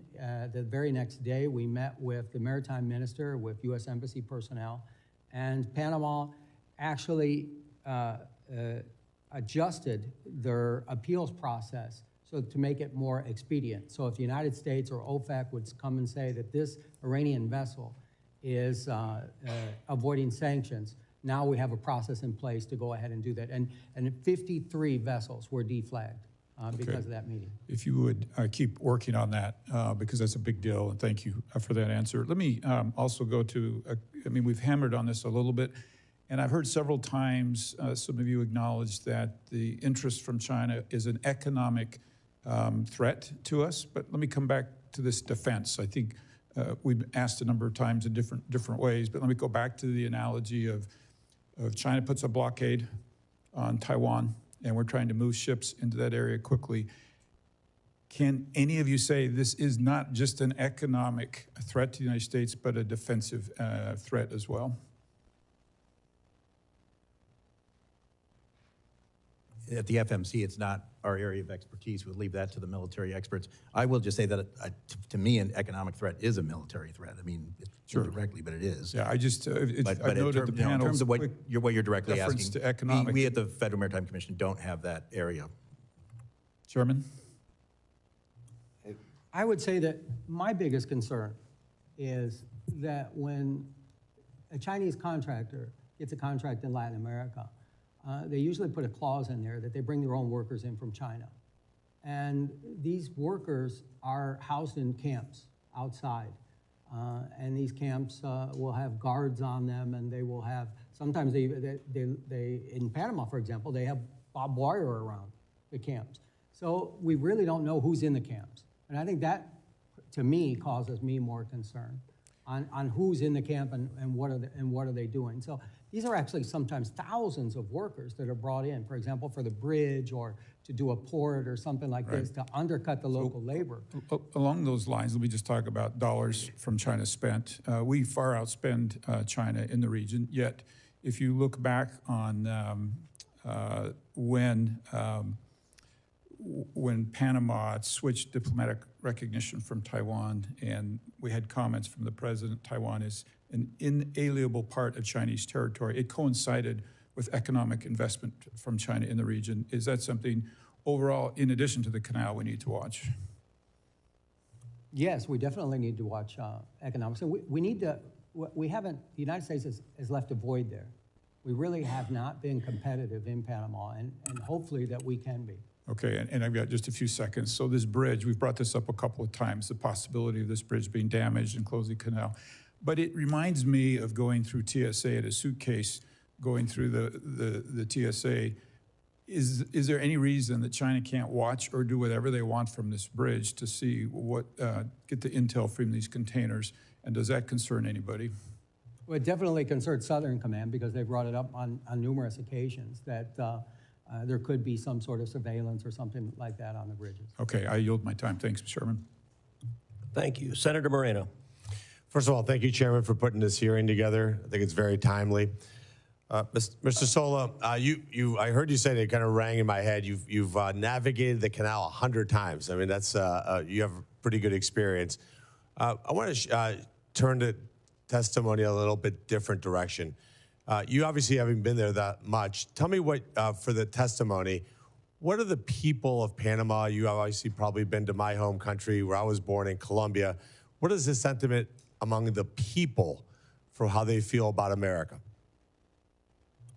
Senator, I have many friends and family and professional relationships in Panama, and the bond between the United States and Panama is very deep. It's almost like the United States and Great Britain, for example. The Panamanians love baseball. They love basically a lot of the same things that we do. The people are absolutely wonderful. Now, they've suffered through catastrophically bad leaders, especially today, the president of Colombia, Petro. We don't have to go down that path, but here's what I'd ask you is, obviously we understand about shipping. We understand the issues of trade, and that's been well documented. I think the treaty's clearly in violation. There's no question about that. In fact, Mr. Chairman, I'd like to see us speedily get to a point where we get a resolution allowing the president to renegotiate that or cancel that treaty. But here's my question to you. The Darien Gap is a stone's throw away here to Annapolis, maybe not even a little bit further than that. It used to be this insurmountable piece of geography that separated Colombia from Panama, but it's now used as a massive human and drug trafficking operation.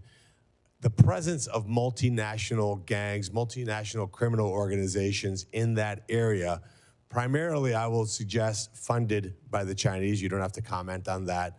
But what is the impact of these transnational gangs, this increase in human and drug trafficking doing to maritime activity along the canal?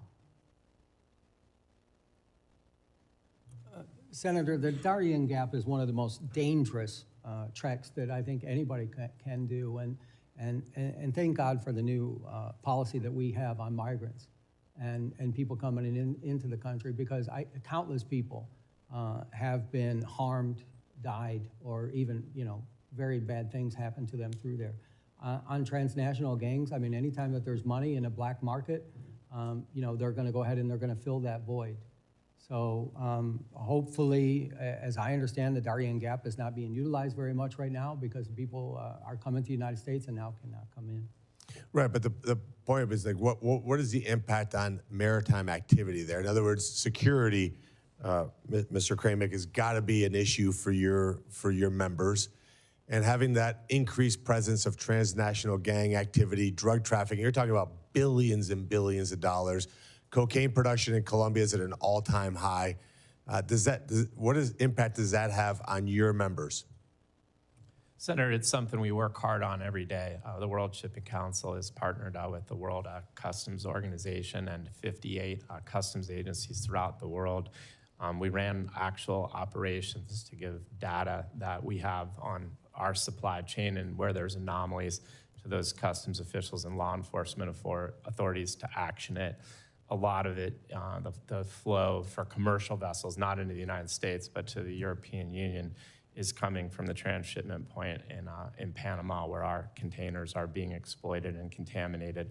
And so we are working hard as we sit here right now on that problem. And of course, the point I'm making is that China's influence there, whether we want to make it a technical question as to what control means, it doesn't matter. When you have Chinese companies operating on both sides of the canal, having influence there through drug trafficking. They bring basic chemicals into Mexico, which makes its way here as fentanyl. You have enormous Chinese influence in Central and South America. And Mr. Sola, I go back to you with my final question. Do you think fundamentally the problem here is that America's just failed to engage properly with Latin America? Yes, I do. I believe that we have not had a presence there for long enough. The State Department has designated countless past Panamanian presidents for corruption, but we haven't had the DOJ go ahead and have any convictions on those. I think that if we did have a conviction one way or another, I think that that would change the narrative quite considerably. And so just one quick follow-up.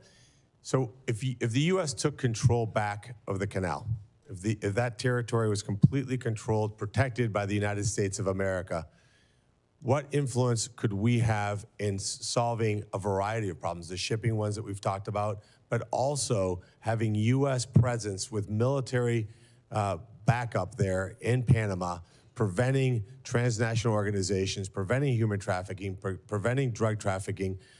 Wouldn't that be celebrated among the free world as something that would be absolutely a net huge positive to that area? Well, I can say this, that is probably one of the top contraband areas in the world just because of its geographical location and the amount of containers that they move. So I think any time that we can lower the amount of contraband being distributed around the world, we'd be doing a good service. So, Mr. Chairman, like I said earlier, we ratified that treaty here in the United States Senate. I'd love to see us de-ratify it. Thank you. Senator Capito.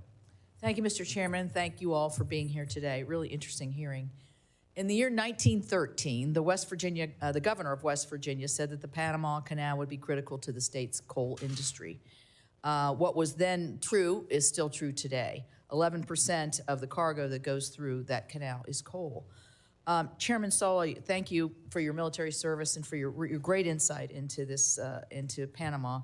I know that the draft restrictions have been brought up already today, but the fact that bulk goods like West Virginia coal and other forms of energy cannot always be fully loaded to go through the canal is a major problem. I know they're investing about $900 million to try to make the canal more resilient, but what ways can we assure that our state's energy exports are actually getting where they need to go when they need to get there? That's a very good question, Senator, and the bulk and the coal are probably the most affected by the draft restrictions that we have. The container ships and the passenger vessels have a much lighter draft. We talked extensively with the Canal Authority and also with the government of Panama on how they need to add water to the fresh water to the system. They're losing about 1 or 2% a year. So if they continue this way, the Panama Canal will be severely diminished by up to maybe 40% by 2050. So fresh water is definitely the key to this. I know that they are working with the Army Corps of Engineers. We've seen some of those studies, and they have put a variety of options out there for the Canal Authority to go ahead and take advantage of. Let me ask this probably quite simple question is why would they be in opposition to putting more fresh water in the canal? I don't believe, well, the Canal Authority. I mean, it sounds easy, so maybe it's not quite as easy. The Canal Authority isn't. The issue that they have is maybe 10 years ago, environmentalists kind of restricted what their watershed was of the canal, and that law has just recently been overturned, so now the canal actually has access to the watershed. So what they have to do is a major infrastructure project to go ahead and pull that water in. Mm-hmm. And at the same time that they're saving up or raising the fees for the major infrastructure project, they're giving more and more money to the national coffers. So it's up to about $2.4 billion right now, and they're saving for the infrastructure project. Is that the $900 million infrastructure package I referenced? Is that the same project? I believe it is. The Rio Indio? Yes. Yes. Yes. So along with that, the issue going through the canal, not just the offloading or, I mean, it's hard to offload coal out of a bulk container. I mean, that's not an easy thing to do if you can even do it. Is this whole thing about congestion pricing, kind of, nobody here from New York, are they? But, you know, the congestion pricing at the canal where you can outbid and skip the line, so then the line can be like 14 days later, even if you were at the front of the line? This is probably what Senator Sheehy's wondering, like, how did I get in front of him kind of question.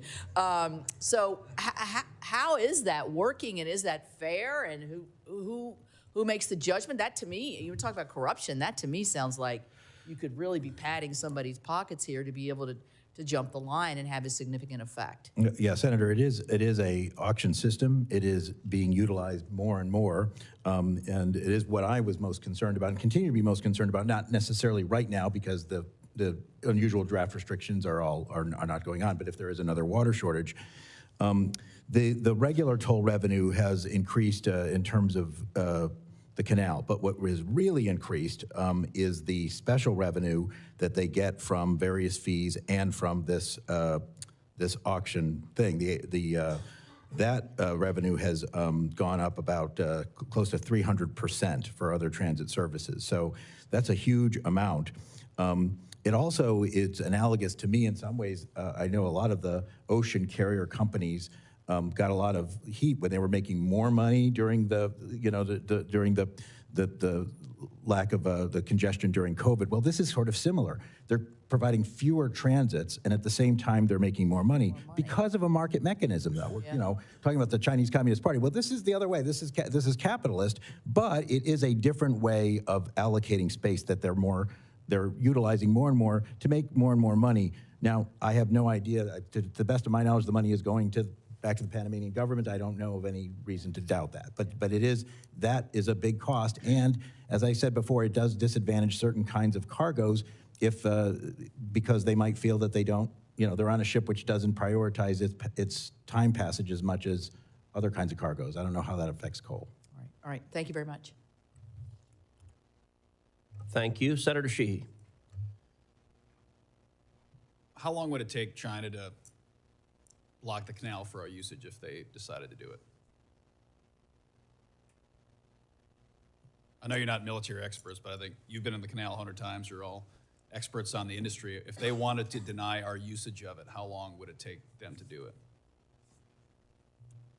it? Senator, I can say that prior to the year 2000, the canal had a quick reaction force that kind of took all possibilities into consideration, either a ship be installed in the canal or to be able to move one out.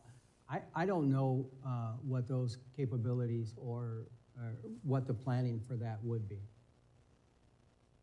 So effectively, we don't have a ready response. But if China, I'm sure Southern Command does. I don't like the mindset that's kind of pervaded that there's this far off hypothesis that. But Senator, you're not talking to military experts. We're here because of it's commercial reasons.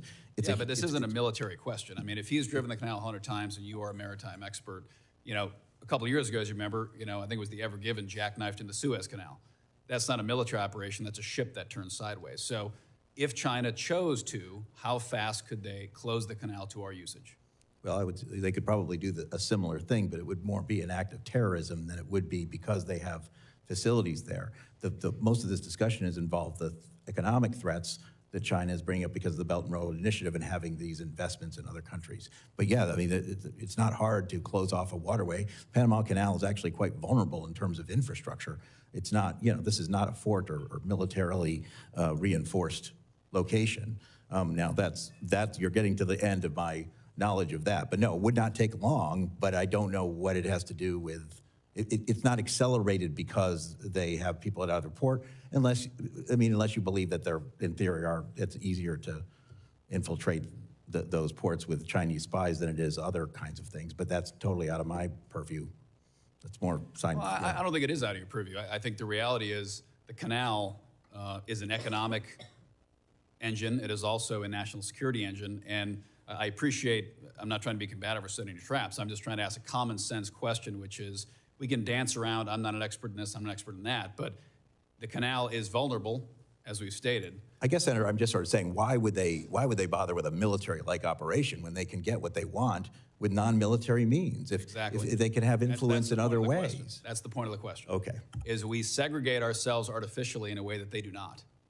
We segregate ourselves, well, let's talk about military, let's talk about intelligence, let's talk about economics. China doesn't work that way. It's a whole of government approach. They don't draw a delineation between an economics discussion and a military one. And their attack may not look like Pearl Harbor. It may look like an everyday ship that decides, it pulls into the locks and blows itself up, and now the locks are non-functional for our usage, and we can't support an inter-ocean fleet transfer. And our ability to defend it, as you referred to, Chairman, is now inhibited by the fact that we no longer have the military infrastructure around the canal that we did just as recently as 1999. So from a commercial perspective, do the shipping companies have concerns over the security of the narrow waterways? We've got Straits of Malacca, we've got Suez Canal, we've got Gibraltar, we've got Panama. Is that a concern that's thrown around in the boardrooms of the largest shipping corporations in the world? Senator, I think it's something they think about every day. I mean, really, it's drawn into sharp relief with the Red Sea that it was it's what I call a pink flamingo. Like there's black swans that just come up, and there's pink flamingos that you can see but you don't act. But no one really thought a whole lot that one of the most important waterways in the world could be denied, and moreover, that it could be denied for such a sustained period. The good news is that and denied, I might add, by a disaffected non-state actor of Bedouins running around with rocket launchers, who also managed to beat us in a 20-year war in Afghanistan. But my point to saying all this is we're just debating operational control of the canal. Yet it seems very clear to all of us that a very simple act can debilitate the canal and eliminate our ability to use it in a matter of minutes with no warning. And we have no ability to intervene or stop that. To me, that means we do not have operational control of the canal. Thank you, Chairman. Thank you. I'm told Senator Young is on his way, so I'm going to ask a couple of questions and give him a few minutes to get here.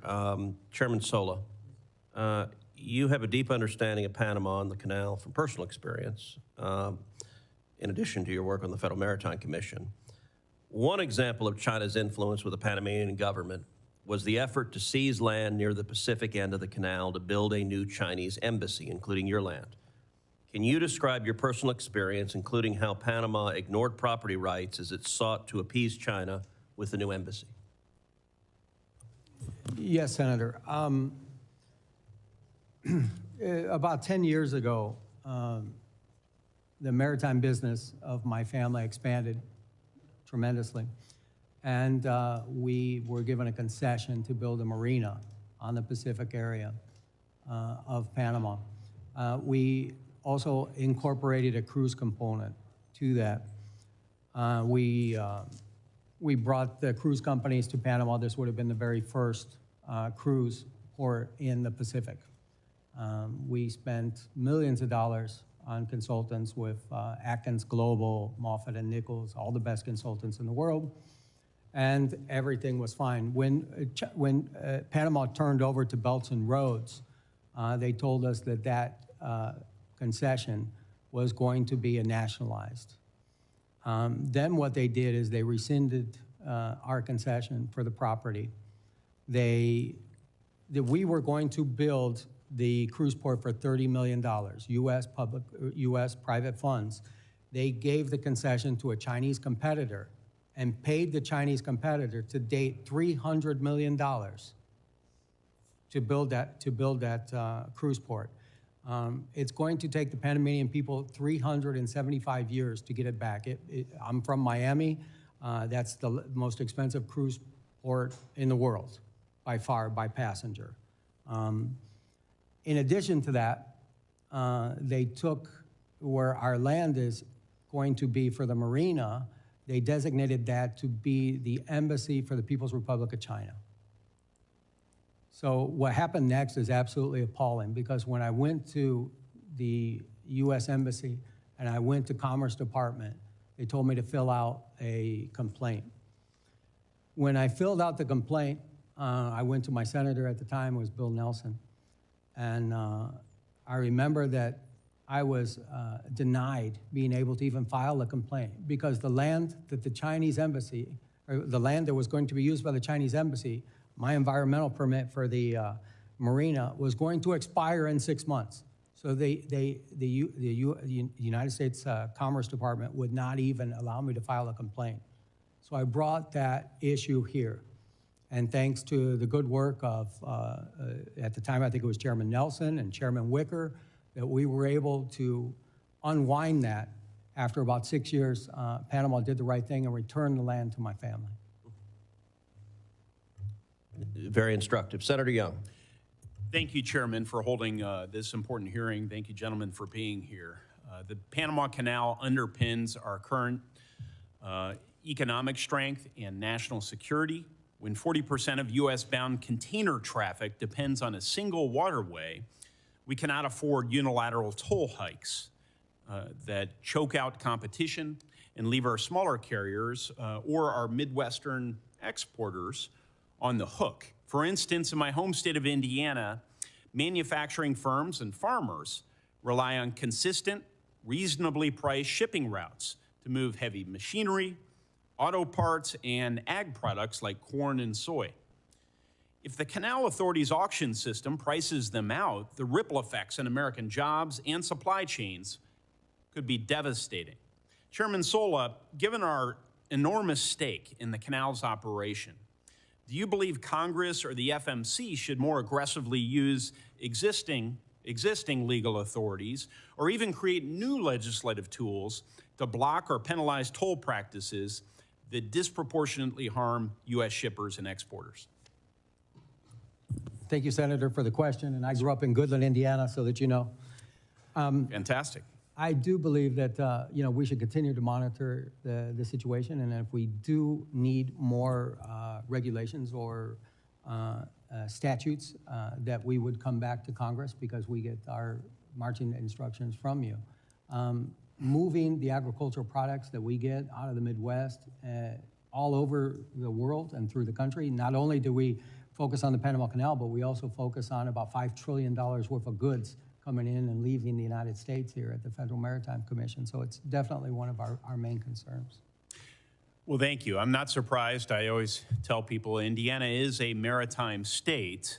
If you think about our dependence on the waterways and our shipping lines and all the rest. So you're certainly proving that. But so we will stay in touch, and if you in the future would like to outline any mechanisms or measures that you think would be effective to help ensure fair treatment for our interests, please let me and others on this committee know. When the two Panama Canal treaties were signed, we lived in a different world, one where Chinese state-backed actors didn't wield strong influence over global infrastructure, and issues like drought were rarely factored into international agreements. As we all know, times have certainly changed, but the United States is still the canal's biggest customer, and quite frankly, we have every right to expect an operational framework that acknowledges our modern security and economic challenges. States like Indiana, with robust exports, feel these impacts, even if we're far from the canal itself. Chairman Sola, and then I'll allow others to respond. In light of evolving conditions, especially increased foreign investment from China, do you believe the U.S. should explore a more comprehensive update or supplemental protocols to these decades-old treaties?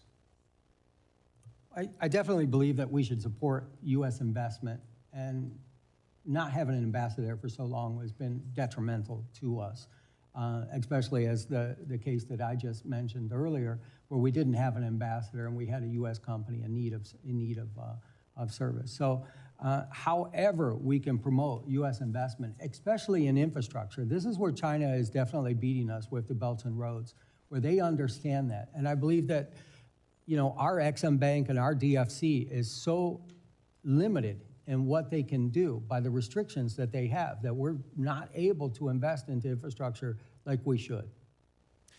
I hope the administration will prioritize this ambassador spot as nominations are made. I hope we'll prioritize it in the Senate. My colleagues on the Democratic side of the aisle will be warm to that nomination and moving it quickly. Something both parties, frankly, have fallen short on in recent years is prioritizing these. But Other comments? Mr. Maffei? Yeah, well, Senator, it won't surprise you since you and I served together in the House that I actually am pretty bipartisan. I agree with the chairman on what he said. I will say that that certainly we need to look at other kinds of ways to get U.S. companies in positions where they can truly compete with the Chinese and some of these things. And blaming it all on Panama, it really misses the point. I've seen the same thing in Greece, where Greece didn't want to give the concession of its largest port to a Chinese company, but because of its financial difficulties, it was getting pressure from international organizations such as the IMF, Europe, and even maybe some in the United States to do so. So I just ask you to look at that. And I do want to say one quick thing. You're right about the cost, and as I said before you were able to get here, the Panamanians are making far more on their canal than they ever had before. That's not necessarily a bad thing as long as it's going to the right place, but where they're really making the money is on these auctions, and that is why it remains a concern of mine, I'm sure the chairman's, and that is where we are looking at potentially are using our authority under Section 19 of the Merchant Marine Act, where we could, if we can show that it is basically a problem with the foreign trade of the U.S. It's interfering with foreign trade of the U.S. There are certain things that we can do, but I do think we need more information before we could make that kind of action. But we're certainly working on that, and we do have that authority at the FMC. Thank you, and good to see you again, sir. Mr. Kramek, did you have anything? We had discussed, Senator Young, some of the infrastructure projects to make the canal more sustainable and viable, and how the United States, the U.S. Army Corps of Engineers, has already done some feasibility reviews of those projects. So that would certainly be something to take a look at to make the canal, viable with an additional supplies of fresh water. Thank you. Chairman? Senator, if I may? Sure. Senator, sorry, it's I'm on Zoom. You spoke about renegotiating the treaties, and yes. I think one of the things about treaties as an instrument of governance is they're not very flexible, and they don't really have automatic processes typically for easy amendment. And before this hearing, I spent a fair amount of time reviewing the ratification hearings in the Senate in 1978. And back then, the principal concerns the Senate was concerned with then is the Soviets and Cuba, actually, not China and Iran. So the world has changed a huge amount. China's role has changed a huge amount. And of course, back then, 1999 seemed very far off. 2025 seemed a world away. And as a result, I think it is useful to revisit treaties and seek to renegotiate them, to update them to sort of current events. And of course, the United States has a considerable amount of leverage it can use to seek such additional protocols to modernize these treaties to current events and current geopolitical realities. Makes great sense, and I'm glad you spoke up. Thank you, Mr. Korovich. Mr. Chairman. Thank you. I want to ask a couple of follow-ups, and then we're going to wrap up the hearing. Commissioner Maffei, you mentioned a minute ago if a determination was made that this was having negative impacts on U.S. trade. You said there are a number of remedies that are possible, and you didn't specify what those were, so I just wanted to ask what you were referring to. Yeah, I mean, there are certain things we can do as countermeasures, such as, sanction Panamanian ships. That could be Panamanian flag ships. The Panamanian flag is one of their major sources of revenue. It is the number one what we call flag of convenience in the world. There are several others, and I think I'd like to get back to you in writing. I mean, I'm not trying to avoid the question, yeah. but Well, I can put the, we can, and we'll, if you don't mind, we'll get together and do a joint answer. We'll put where our authority comes from, what we think we can do, and maybe even what we're concerned about or what the limits to that would be. Well, and I'll say that this hearing has been a nice bipartisan demonstration of a lot of expertise. There's a reason you guys have your the role you have, because you know what you're talking about. I'm hoping my chairmanship, which ended last week after a full term, will result in a full, very successful term for my good friend and colleague as chairman. Maybe the friendliest transition in Washington this week. Professor Korovich, I want to get back also to the exchange you had with Senator Young, and then it harkens back to the opening exchange you and I had. We've heard testimony that Panama may well be in violation of this treaty in at least two regards. One, with respect to its obligation to keeping the Panama Canal neutral and the major concessions to China, the control that China has over ports on both ends, and the bridge across the canal, which has the potential to shut down transit. We also heard testimony about the degree of revenue that Panama is taking, and that's potentially in violation of the obligation that tolls and other charges shall be just, reasonable, equitable, and consistent with principles of international law. I want to ask you, Professor, assume that the United States makes the determination that Panama is in violation of this treaty. I asked about what the remedies were, and you mentioned at the time military force. So military force is always one potential remedy. What other potential remedies are there? And in particular, could a consequence of being in breach of the treaty be a determination that the treaty is null and void, that the concession of control of the Panama Canal to Panama is no longer in force, and could that, under international law, result in the United States returning to operating the Panama Canal? What's your judgment? Yeah, I think treaties like this demonstrate that countries really need to think long and hard before they give away strategic assets, because the United States is free to cancel this treaty or at any time, withdraw from the treaty, as it were. But given that the United States has transferred control and sovereignty of the canal zone to Panama, the cancellation of the treaty would not necessarily reverse that concession.